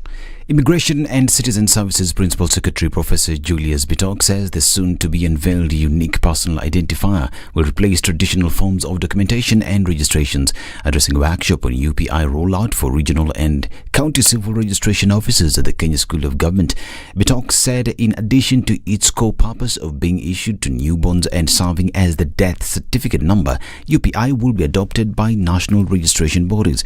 He said that bodies dealing with the population such as census identity cards, the Kenya Revenue Authority and health insurance among others will use the UPI. Kitui Governor Julius Malombe has vowed to weed out corrupt officials in the county. The county boss apologized for suppliers who, he said, are victims of rogue county officials who have been soliciting bribes before processing their payments. He noted that those who will be found guilty will be sacked. And people living with disability in Kirinyaga County will be exempted from payment of single business permit. Governor Anne Waiguru says this is an incentive to support their business ventures. Deputy Governor David Githanda said that Waiguru's administration is committed to closing the disparities that exist between people living with disabilities and the general community. And Nairobi Governor Johnson Sakaja has come out to voice his support for nominated Senator Gloria Oroba after she was temporarily kicked off the Senate plenary for wearing a stained attire on Tuesday. Oroba had attended the session in a seemingly pink-stained trouser in a bid to raise awareness over what she termed as period shame. Sakaja in a tweet termed the legislators' move as bold and provocative for the vowing to borrow a leaf from her book and presumably ensure that girls across the city access sanitary pads. Senator Oroba's attire caused drama in the House after her fellow nominated counterpart Tabitha Mutinda raised the matter on the floor of the Senate, seeking directions from Speaker Amason Kingi on the dress code. Senator Mutinda described Oroba's dressing code as inappropriate and indecent, going ahead to even assert that she was disturbed as a fellow woman. And Isiolo Deputy Governor James Lowassa has appealed to non-governmental organizations and other development partners to give food aid to vulnerable families and livestock in the county. Lowassa said that there is also great need for national and county governments to partner with the development actors to ensure that the drought-affected residents are helped out of pangs of the current severe drought. He stated that the county is among the 21 regions that are hard hit by the drought and appealed to NGOs operating in the area to focus on humanitarian assistance and livestock feeds. He said that most parents from the area could not afford to pay school fees for their children and depended on the national government constituency development fund and the county bursaries in order to have learners to continue with education. Still on matters hunger, and Kenya Electricity Generating Company PLC has launched a food drive to the tune of 10 million shillings targeting residents of 9 counties in various parts of the country. The food drive, which targets continuous and contiguous communities in areas where the NSC listed company operates electricity generating power stations, has been going on since November last year and seeks to alleviate the suffering of millions of families most affected by the prevailing drought. According to Acting Managing Director and CEO Abraham Serem. The food donations were targeted to marginalized communities and special interest groups, including people living with disabilities, youth, children and women, saying they were hardest hit by the food crisis. And Pope Francis has appointed Reverend Father Cleophas Oseso Tuka as the Bishop of the Catholic Diocese of Nakuru. The news of Father Oseso's appointment was officially published in L'Osservatore Romano in Rome. The Apostolic Nuncio to Kenya and South Sudan, Archbishop Badvan Megan, also sent an official communication to the Kenya Conference of Catholic Bishops communicating the same. And detectives from the Ethics and Anti-Corruption Commission have arrested 2 individuals for inflating the price and falsely increasing the acreage of a parcel of land in Kabarnet town acquired by the Baringo County government. Dorcas Gandie, Baringo County's former chief officer for the Department of Lands, Housing and Urban Development, alongside Adumag Valuers and Associates proprietor Dominic Odondi Auma, reportedly jacked up the price of the 7.8-acre pieces of land, initially valued at 8 million shillings to 24.3 million shillings. They are also alleged to have changed the acreage of the land to 10 acres to justify the increase in asking price. This is Newswire. Dennis Aseto. Good morning.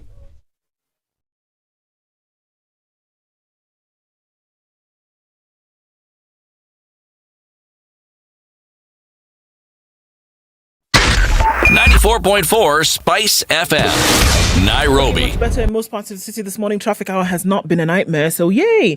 Off Ngong Road, it's all right getting into the city. We're going to have a little bit of an issue as you get past that Bunyala Road junction. You'll see some traffic as you're heading out towards either branching off right to Upper Hill or out into the city. Okay, on the Thika Superhighway, also much better. A little bit here and there on Kiambu Road and parts of Limuru Road, but I think we're okay. We've done well for traffic this morning. We'll just take a quick look in about half hour and see how it is as the day proceeds. SpiceFM KE, talk to us on Twitter.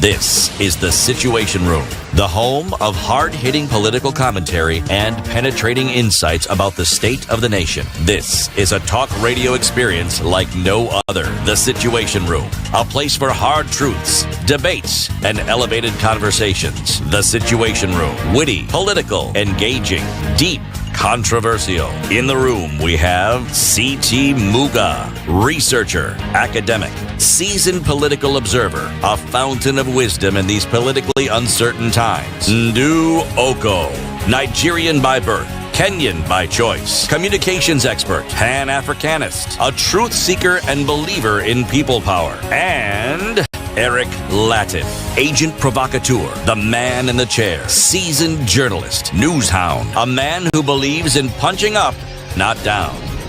This is The Situation Room, the only way to start your day. And welcome to the final hour of The Situation Room today.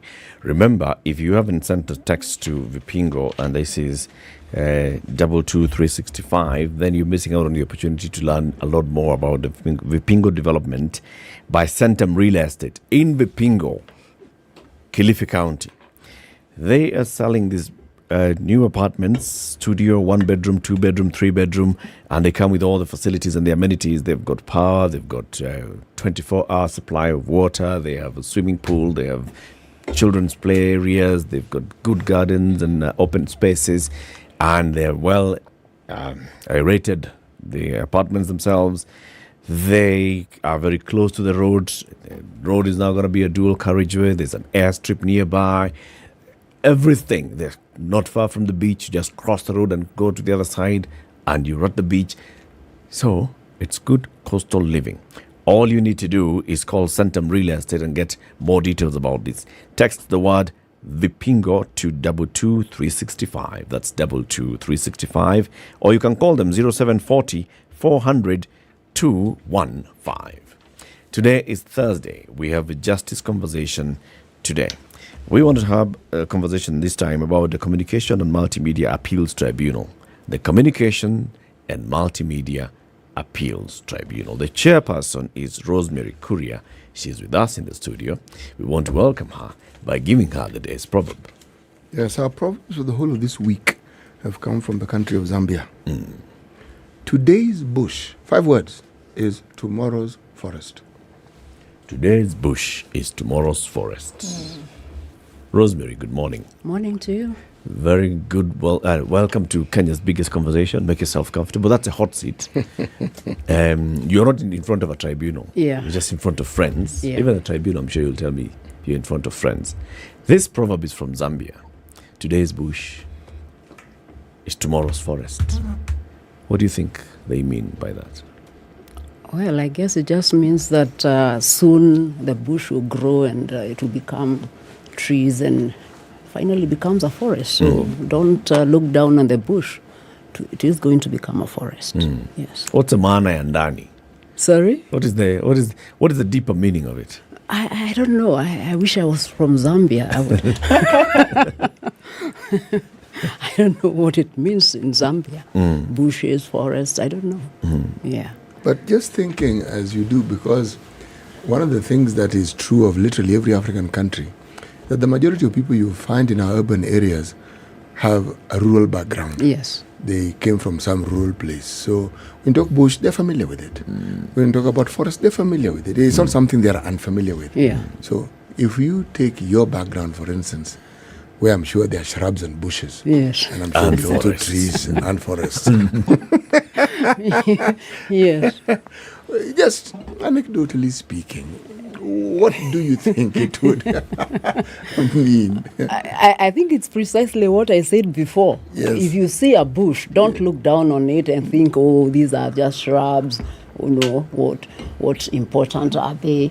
It will become tomorrow's forest. That's where the animals will be residing. So respect the bush. Yes.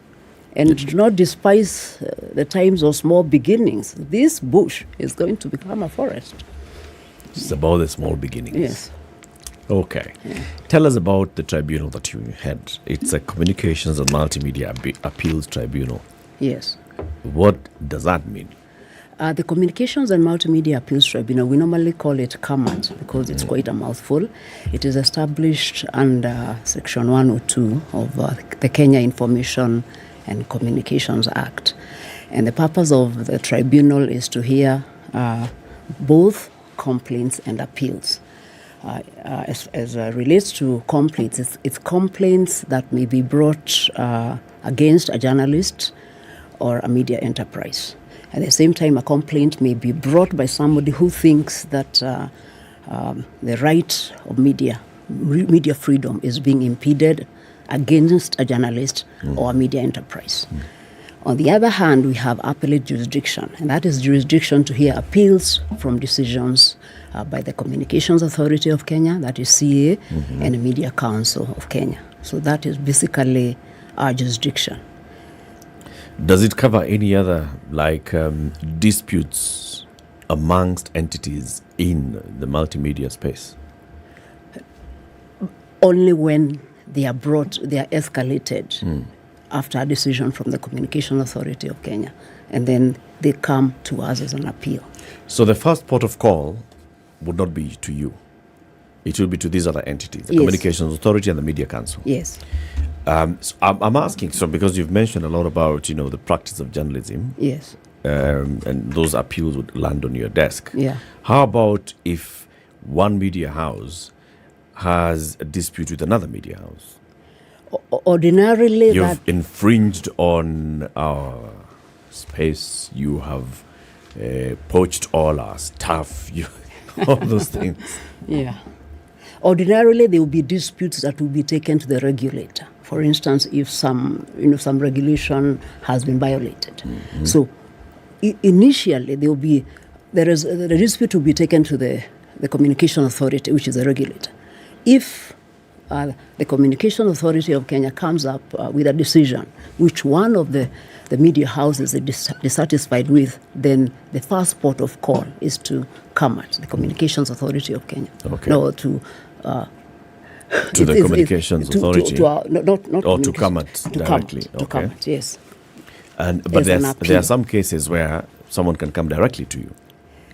Yes, but when they come directly to us, it is only strictly as a complaint. Okay. In fact, that's where issues of jurisdiction have been coming up, because sometimes people come to us when they should actually go to the High Court. Because what happens is that the Kenya Information and Communications Act restricts our jurisdiction. Our jurisdiction is specific, so we don't have broad jurisdiction to hear matters coming from media or ICT.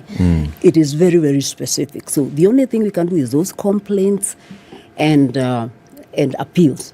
There are people who have even come to us seeking damages. We don't have authority to order to award damages, compensation. The only thing we are allowed to do is to fine a media house, for instance, if up to 20 million if it violates some maybe the programming code or some broadcasting regulations. Yeah. But it seems to cover only the media. But communications is broad. Telcos are communication companies. In fact, that has been very interesting, because as far as complaints are concerned, our jurisdiction is limited, because when you look at Section 102A of KICA, that is the Parent Act, it appears, one of the subsections appears to imply that their complaints can come from any of the licensee of the Communications Authority. But when you get to the relief, when you go to Section 102E of the same Act, when you get to the relief, it only relates to media.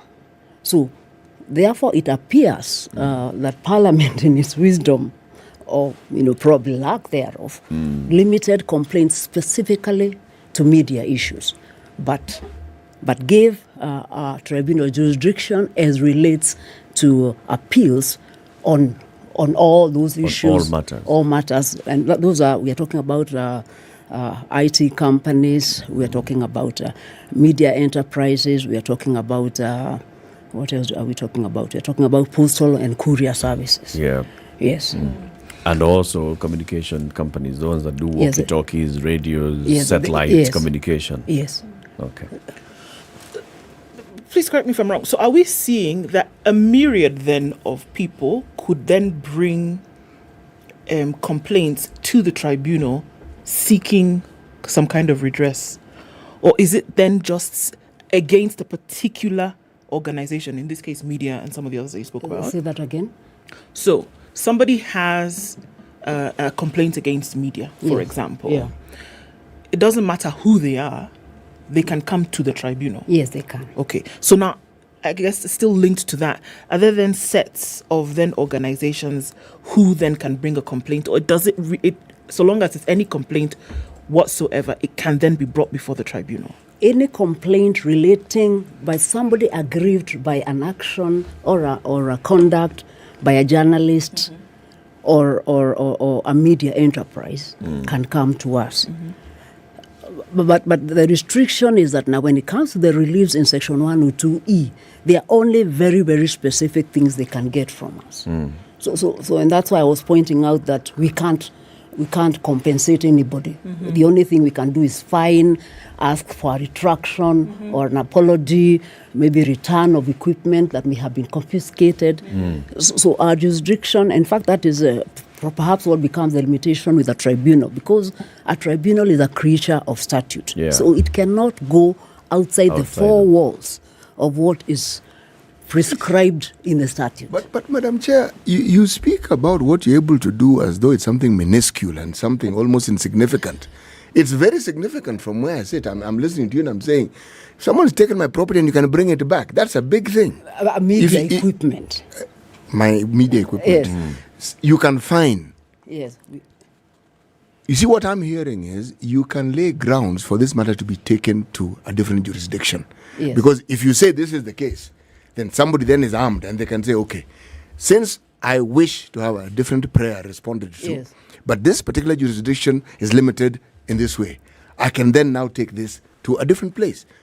Yes, and it's always important to explain to people the limits, not because we are complaining about our jurisdiction, but because we don't want somebody to waste their time To manage expectations. Yes, so that they come to us thinking we'll award them millions because they have been defamed by SpiceFM. And yet we can't do that. The only thing we can say, apologize. Which is retract. where the issue is, City. I mean, if you are going to complain, you're going to complain if you feel that you have been defamed by a certain media house. You're going to complain and you want something out of it. Not just a retraction and apology, but you also want them to feel the pinch, which is where the punishment comes in, an award. Now, she's saying that her tribunal cannot give you that award. They can order. They can order for the media house to retract and apologize. And then now, after having spent that whole process, you now need to go to a further step to seek that. Why not just go there straight? Why not just go to the High Court directly? No. And High Court, too many cases, too long a queue. It may not necessarily work as quickly as I want. This tribunal, from what I'm hearing, the likelihood of your matter being resolved in a way that gives you at least a way forward. See, I'm seeing it as I've been told I actually have a case. Because you're being told, say sorry, it means you offended me. You're being told, pay CT Mugat 10 shillings. It means there's some damages that I'm being paid. And for me, that's a good starting point. It's an excellent step. So if I take it to the next jurisdiction, man, I have serious grounds. So why do people leave if they've come and they've gotten this, but they still want the 10 bob to be paid? So they have to go to the High Court or the Court? They would have to go to the High Court or the lower court because the lower court can award damages up to 20 million. So if somebody thinks they be contained within the lower court, then they can go there. Okay. But I think it is important to explain to people because we've had instances. I can remember a case we concluded last year, and the party you sympathized with them because you could see, you are trying to tell them that really I can see you want yes, this. You've been wronged. Yes, but we won't be able to give you what you want. In fact, you're trying to at least so that they understand what they can or cannot get from us. Yes. Okay, so then it comes back to that issue of those who bring a complaint. Yes. What is the threshold for determination of hearing of a case that comes before the tribunal? Are there certain boxes that must be filled to say, okay, we see that there's cause for 1, 2, 3, and therefore we will hear this case at the tribunal? When we were starting off, because we are a fairly young tribunal, initially we were saying that Section 102A allows anybody to come. So at one point we entertained a case concerning a telco, telecommunications company. But when we got to making the decision, it was very clear that probably we didn't have jurisdiction because if you hear a matter, but when you look at the raft of orders you can make, you find you can't make them, then it probably means you didn't have jurisdiction in the first place, even though the plain reading of the previous section appears to tell you that you do have power to hear the matter. But the fact that you can't give the remedies that the person wants, then probably means then you're not the right body to you don't have jurisdiction to hear the matter. Because you shouldn't, a court or a tribunal should never sit in vain. You just hear people waste people's time and then tell them. At the end of the day, by the way, endo angelesha city. Uende atakusort hiyo mambo yako. After you've opened the door for them and tell them sit down, tell me all your problems. Can you imagine how frustrating that would be? But you're an appeals body, you're an appellate body. Yes, we also an appellate. The appellate is from the Media Complaints Commission and the Communication Authorities. No, not Media Complaints Commission, Media Council of Kenya. The Media Council has the Media Complaints Commission, right? Yes. So if I was to complain that, I'm feeling something, I have been misreported, misquoted, I've been, all those complaints that I would have against the media, I can go to the Media Council. You can go to the Media Complaints Commission. Actually, there seems to be a parallel jurisdiction. With yourselves. Yes. So the Media Complaints Commission would hear, and if I'm dissatisfied, then I can kind of appeal No, I think we are separate. As a matter of fact, we seem to be rivals in quotes, because if you look at the kind of remedies we can make in terms as pursuant to a complaint against a journalist or media enterprise, is like what we can give is a mirror of what the Complaints Commission would do. But ours is more severe. So guess who everybody goes to? It's like us, as far as that issue is concerned, people appear to prefer the Media Complaints Commission for some reason. Is it lack of awareness? I don't know, but to me, I find that quite untidy, having two bodies that can hear similar issues and make parallel kind of... at the similar level. Yes, the same level. Because I believe that if somebody is dissatisfied with the finding of the Media Complaints Commission, I believe they should go to the High Court. But Madam Chair, surely, is this not democracy in operation? I mean... you have choices. You have choices. You know, go to this one or go to this one. Let me explain to you why I'm saying this. Yeah. Huh? I don't know how many cases you handle in the course of a year or how many of these things are brought to your attention. If I look at just the ordinary so-called court system, judicial system, you have choices. Yeah. Many. Small cases, small issues. I mean, you're more or less spoiled for choice. Yeah. But the good thing is that it's specific. You know, if I really want, this is the matter I want to, I don't need to run to this court. I need to go to this. Yeah. It affords the people who need this service, should we say, once again, that choice to determine where it is you would like to have your matter. But CT, yes, please. Think of these courts, the Employment and Labor Relations Court or the Land and Environment Court. Yes. Imagine if there was a parallel court. This one is called the Employment and Labor Relations Court. Another one is called Industrial Court. That would create confusion. Actually, you know, I don't. Maybe this confusion I think is good. If you're calling it confusion, I see nothing wrong with this confusion. No, in all honesty, look. Let me give a simple example of why I'm thinking the way I'm thinking. Okay, if we're talking of schools in the last hour, you're talking about a primary school that's available. Okay, ideally, these primary schools are supposed to teach the same curriculum. They're supposed to provide the same preparation for that one exam that everybody sits for at the end of whichever year. Is that not so? That's so.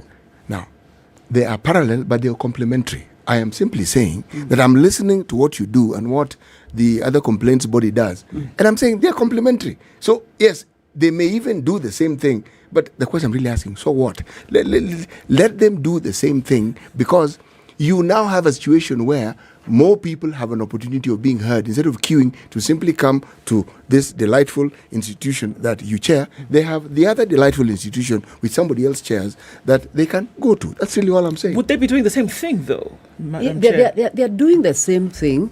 Of course, they are denying us work. So, but, you know. Okay. But definitely, as you rightly say, Mr. Muga, I think, yeah. Are they established under the same law? No. Because you are under KICA. As we are under KICA, the they Media must Complaints Commission and the Media Council Act. Yes.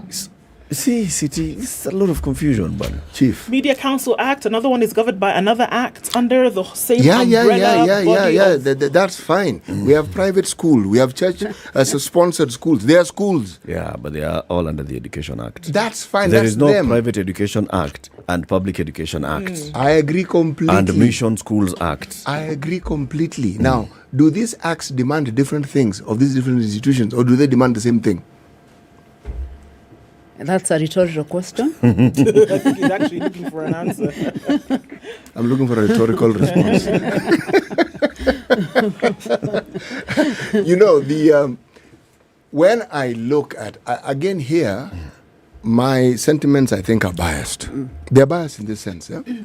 If you come from the generation that I come from, where we've seen the pursuit of justice as being something which at best was like smoke. You can see it, but every time you try to grasp it, it isn't quite available. So for us, avenues of justice can't be too much. At least in my mind, there can't be too many avenues. That's really where I come from. Okay. So long as the avenues exist, I say hooray. Even if there are 3 other acts and 3 other bodies, I'd still be saying hooray. Because all I'm seeing is an opportunity where people who have issues in that particular sphere have an avenue where their matters can be resolved. That's how I see it. Maybe my issue would be why Kamat couldn't just have the appellate jurisdiction. Yeah. Then we leave the Media Complaints Commission to handle everything. Yes. So instead of having two things. Yeah. Now, when you say that, obviously coming from Desire, then have you seen that there would be some kind of discordance between those who are taking cases to this side and those who are bringing cases to the tribunal?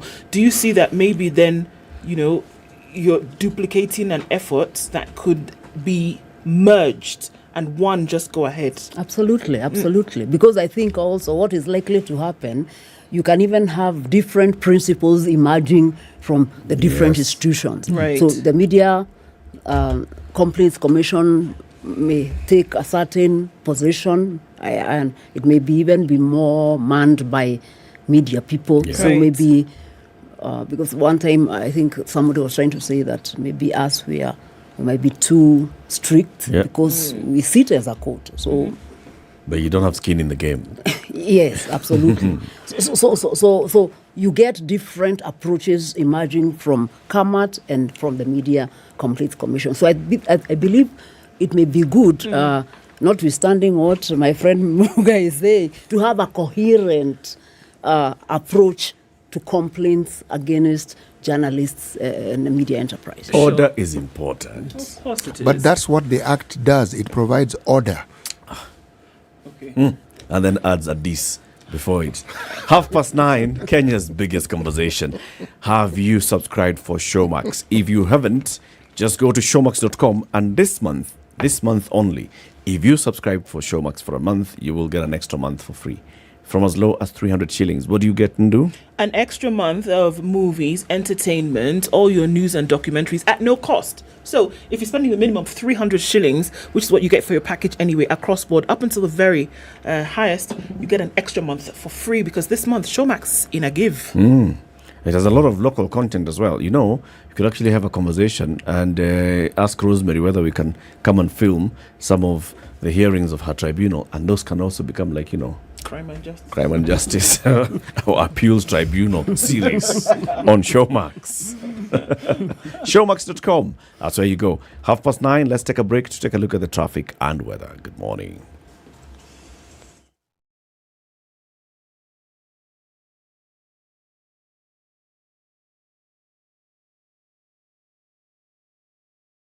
This is the Situation Room, the only way to start your day. The man who looks at a beautiful girl and doesn't talk to her will end up serving lunch at her wedding. Aye, City. Do like that.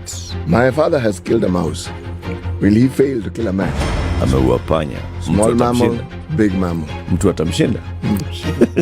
I mean, I don't know. What are they How saying? are we comparison? I mean, you kill a mouse. What are they saying? What they're saying is, my father has killed a mouse. Will he fail to kill a man? Name, surprise. Someone's name. The name surprised you? No, the name is surprise. No, what am I saying? I'm from Nigeria, man. I met somebody called I Believe. So See? Your name is I Believe? Yes, my name is I Believe. But that's the short form. I said, excuse me? I said, yes, my name is I Believe. So what's the full name? I believe in the goodness of God. The Situation Room, Kenya's biggest conversation. Yolanda Mulwa, DJ Absolute. When the gang is together. Got the sugar, got the spice. Yorada, Yes. I have missed you like hot hamburgers. Yeah? Like hot hamburgers. Bad boys give more money than you can count. Hey, bad boys get more money than you can count. If it's fun, it's funky, it's fresh, you're definitely going to catch it here. I don't know what you do every day from 11 a.m. to 3 o'clock, but if I were you, I'd tune in to Sugar and Spice only on 94.4 Spice FM, Nairobi. So if you say it's on, then it's on. We're looking at sunny conditions in Nairobi. Highs of 29 and lows of 60. That 32 currently sunny at 28. 24 and partly sunny in Kampala. Highs of 30. And go to highs of 31 in a partly sunny Dar es Salaam at 27. 19 and sunny in Johannesburg. Highs of 24 and highs of 35 in a hazy Lagos. Currently at 25. It's sunny at 24 in Kinshasa, highs of 33. 5 degrees and sunny out in Beijing Thursday afternoon, highs of 7 and lows of -5. And it's partly cloudy at 3 in Paris, highs of 11. 9 and mostly cloudy in London, highs of 13. And we'll see highs of 16 in a clear New York at 12.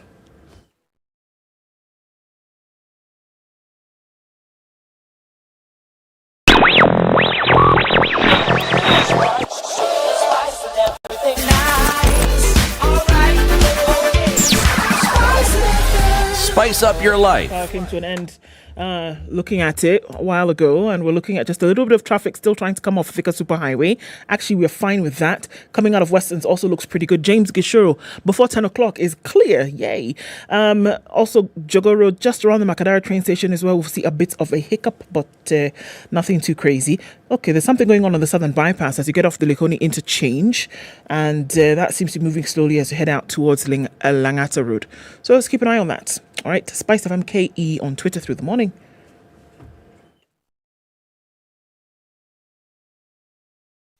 Business news with Spice FM. I'm Dennis Aseto.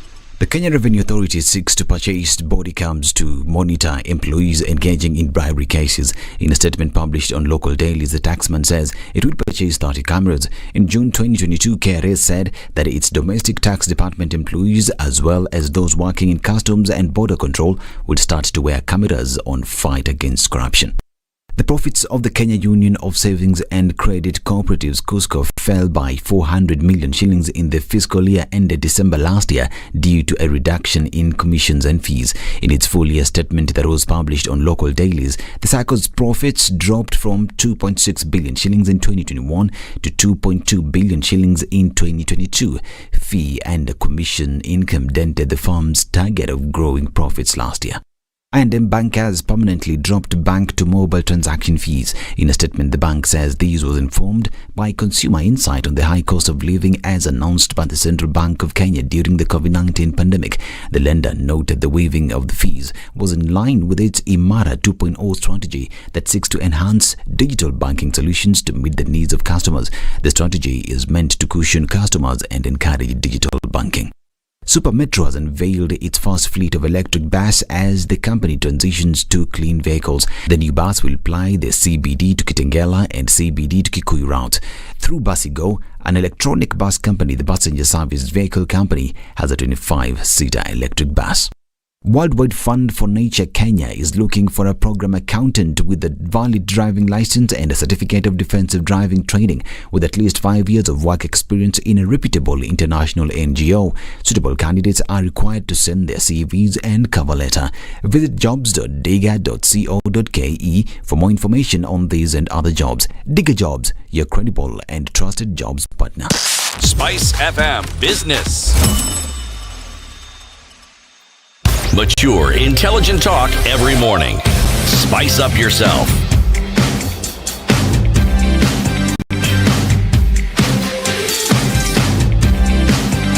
Mornings done right. 94.4 Spice FM, Nairobi. The conversation about the Communications and Multimedia Appeals Tribunal. The chairperson, Rosemary Kuria, is our guest today. Hashtag Justice Thursdays. Rosemary, so how many appeals or how many cases do you deal with in a year, on average? I think I was supposed to bring those statistics, but they are not many. We don't have many. Maybe 10 or so. Okay. We don't have many appeals. How many members are you? We are, according to the Act, we are supposed to have 7. We can have up to 7 members, but our quorum is 5 members. That's a chairperson and 4 members. The members are drawn from industry, so we have 2 members who are media experts, and then 2 members who are IT experts. And you're not a permanent tribunal? We are not a permanent tribunal. We have a 3-year term, renewable only once. Yes. And you only meet to discuss cases? I mean, Yes, we are all part-time. You're not drawing an allowance for daily. You're drawing an allowance every time you We draw sitting allowances. Sitting allowances. Yes. So they are based on how often that we sit. But you must have a permanent secretariat. don't There is a permanent secretariat. CAMAT is managed by the Office of the Registrar of Tribunals. Because we are reasonably small tribunal, then it do not be useful to have a full-fledged registry for us. Yes. So based on what we were discussing earlier before the break, Yes. what are the kind of cases that you've handled so far, say in the last 12, 15 months? We've handled cases. We have had complaints, like a complaint against a media house, for instance, for publishing this in a newspaper where you say so and so is no longer working for Yes. whoever. We've had- Public notice. Yes, kind of. public notice. We've had those ones. We've had appeals from decisions of CA, for instance, revoking licenses. Okay. And one of the things I can point out is that although we are a tribunal, we still follow the principles of the law proper, and that seems to also frustrate people. Because, for instance, if you are unhappy with a decision, okay, let me give an example. We've had a situation where the authority does not give somebody sufficient notice before, for instance, revoking a license. Yeah. And the position in law under the Fair Administrative Action Act is that it does not matter that the decision that the authority would have ultimately come up with that decision. If you do not follow due process. Didn't follow due process, then we throw the whole that thing decision becomes overturned. So most of the appeals are relate to licensing, where people are complaining, telcos or media houses are complaining about issues of licensing, frequency, assignments, and so on. We also handled matters relating to violations of the programming code.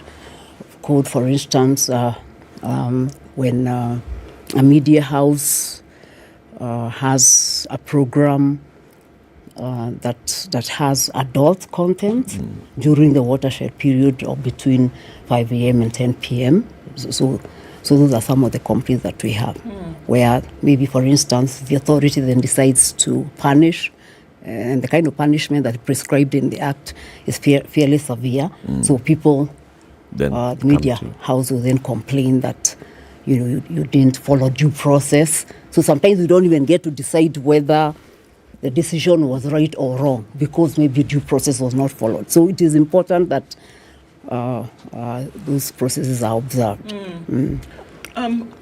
So what would you say are the benefits of some of these cases coming to a tribunal rather than going to court? Why would it benefit whichever party coming to a tribunal?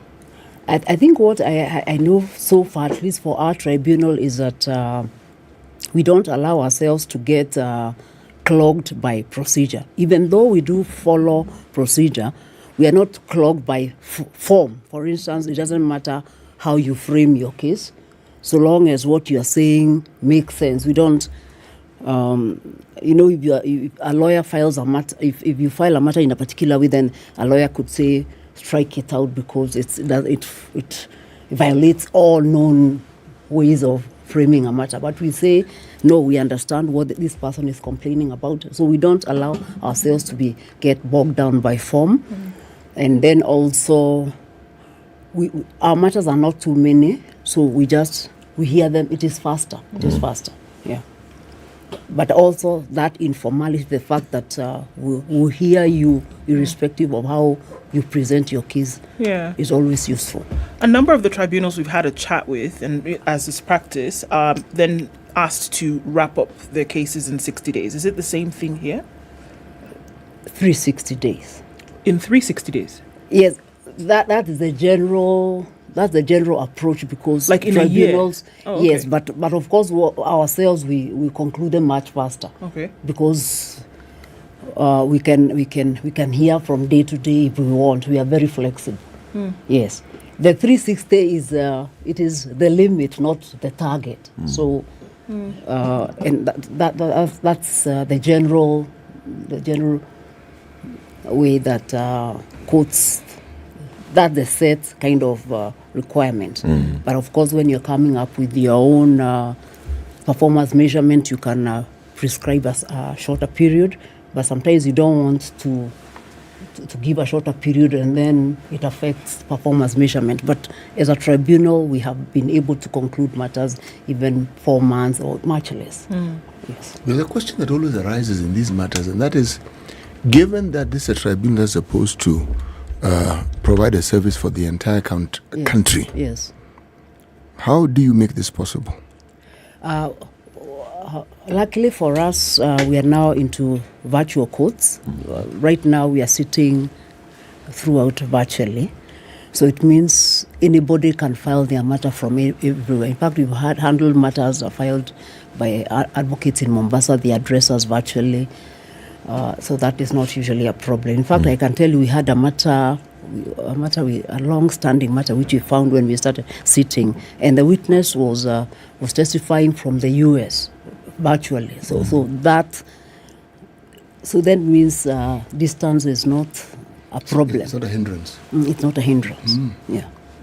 You know, I'm thinking of the flexibility, because if you are online, if you're virtual, as you say, then it means there really is no limit to what you can do. The only limitation might be the availability of that particular service in a jurisdiction. But then, of course, if you have a matter that you want to be heard, you'll go to a place where you can make it possible. Yeah. So on average, how many cases do you have, say, in a month?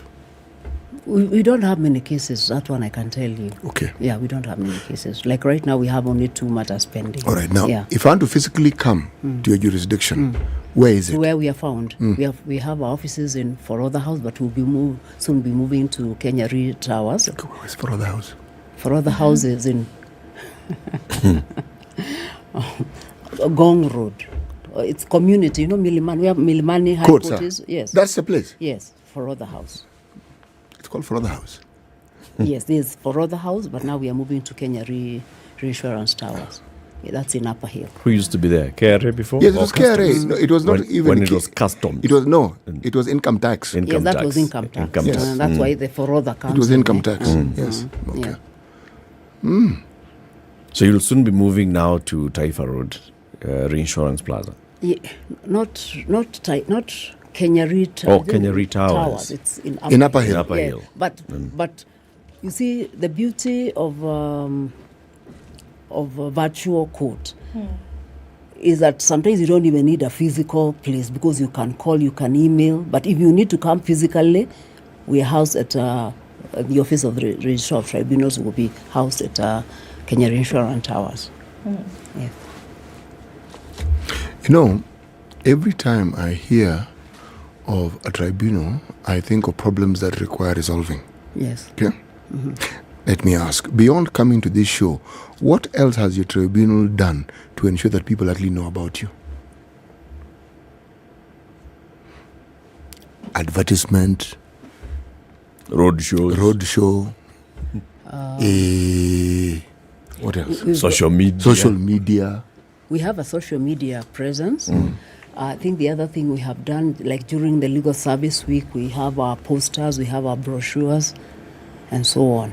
But we are aggressively moving towards this, and my appearance with you today is part of that process of creating awareness. Because I can tell you, in fact, when I shared the topic for our discussion about strengthening the links in a chain of justice, my thinking is that if you're saying, when you're talking about access to justice, if somebody does not even know that you exist, then already there's a problem. That's justice denied. Completely. Yes, it is denied because, or first of all, they go to Milimani commercial courts or high courts, then they are told, no, you're in the wrong forum. So if people don't know that a specific tribunal exists, and yet the law says, first of all, exhaust going to come out before you go anywhere else. Then if they don't know about your existence, already you're impeding the access to justice. Yes, and so for me it has been very important, and for us as a tribunal, that we don't think of justice purely in terms of the litigation outcome. However, though we know litigation outcome is important, we should be able to give well-reasoned decisions that follow the law. But there are also the processes, intervening processes that need to be, there must be due process at every point. You talked about accessing tribunals from wherever. For instance, when you're talking about virtual court, sometimes there's a question whether can somebody, if they click on the link, are they immediately able to enter court? Those are issues relating to access to justice. If they want to follow up on their case, like you're asking where we are found physically, do they know where to find us? Because justice is not an event, it's a process. From knowing that the specific forum that will give them justice exists, right up to how they are treated when they make their inquiries.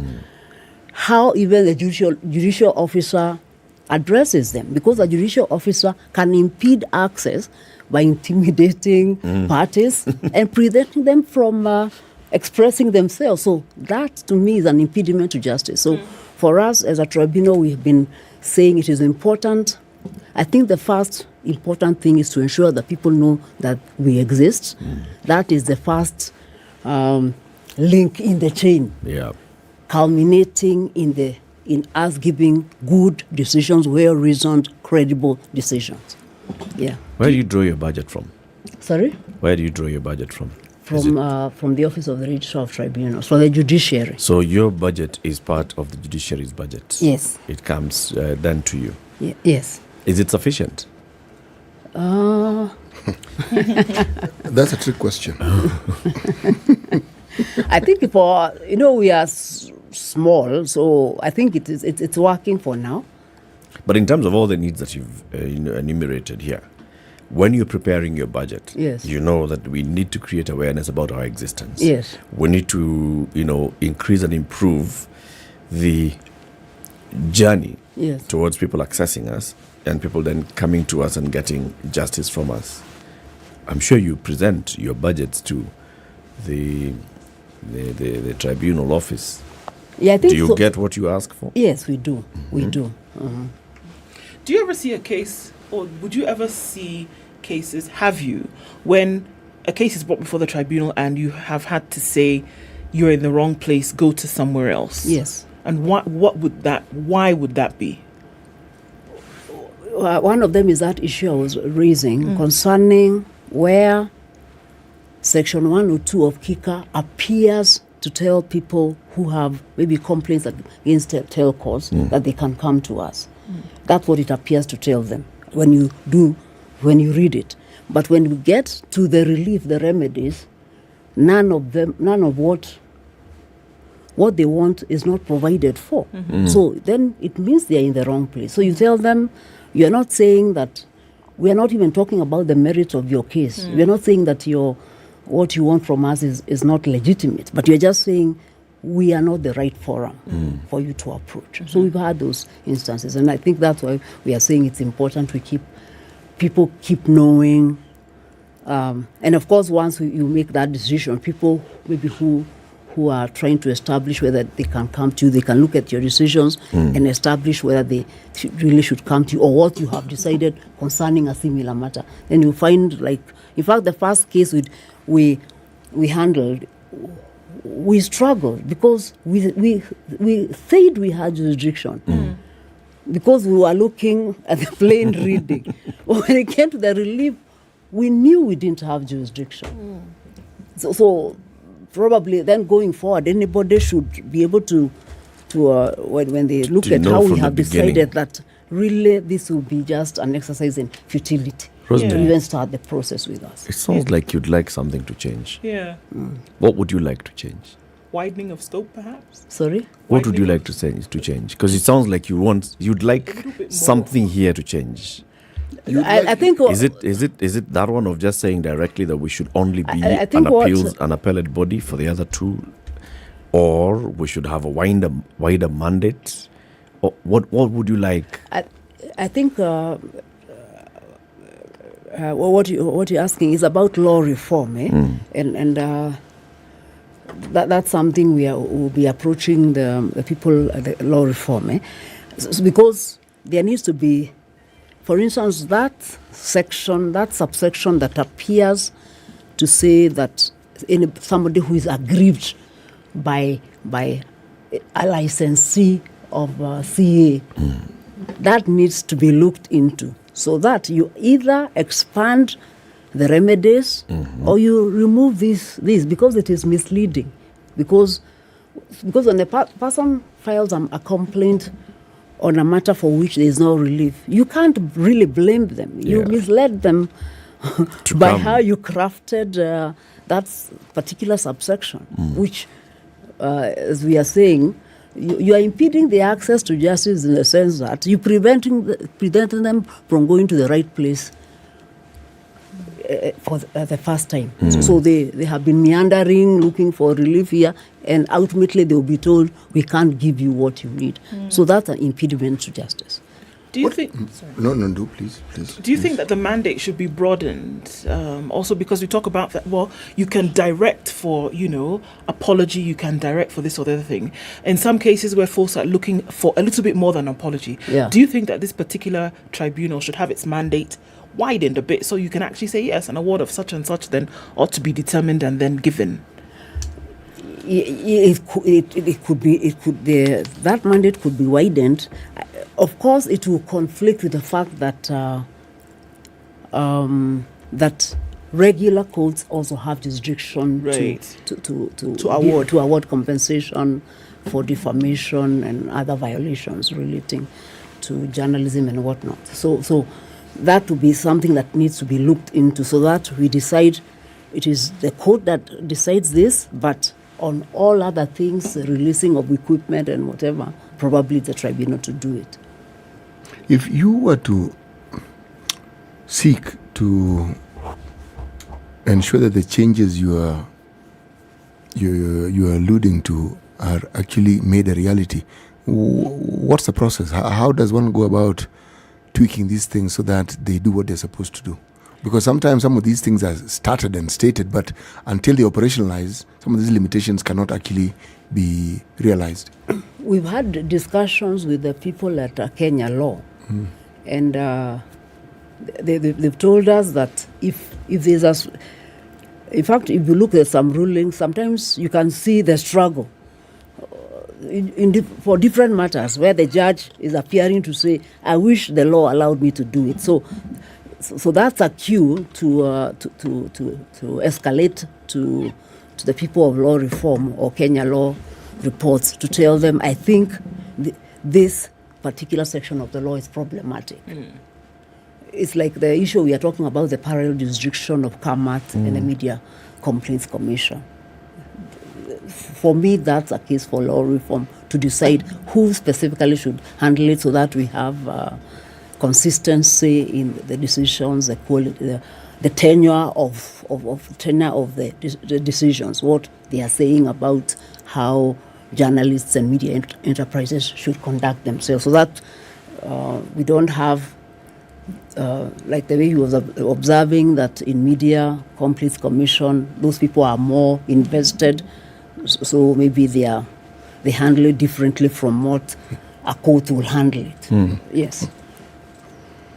I think, though, when I listen to what it is that you're saying, is that even as we talk about this particular tribunal, the importance of it needs to be consumed and understood by those who are likely to require services like us. Yes. And it is a lot easier, since this is what we do anyway, to talk loudly and with great clarity on a subject that we know is pertinent to what we do on a daily basis.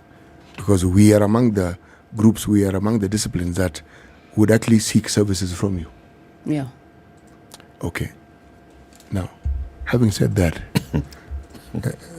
Why are you laughing? And I've not sat around to say. Ask. What do these services cost? Okay, I'm not going to say what I really wanted to say. And how do you determine the cost? Before we even get to that, Mr. Muga, you have raised a pertinent question. And one of the things we were trying to do late last year was to map our stakeholders.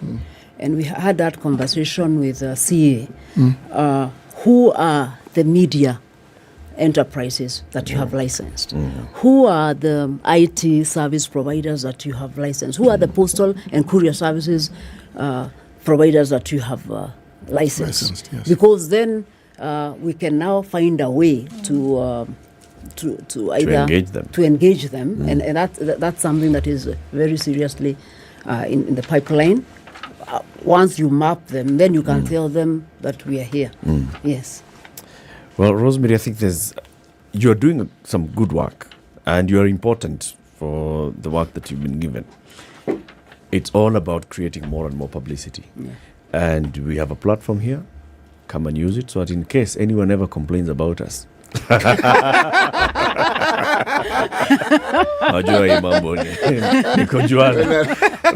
Kuria is the chairperson of the Communications and Multimedia Appeals Tribunal. She's been our guest this hour on this Justice Thursday. Thank you for tuning in. Have a lovely day. We'll be back tomorrow, Friday. It's 10 a.m. Spice up your life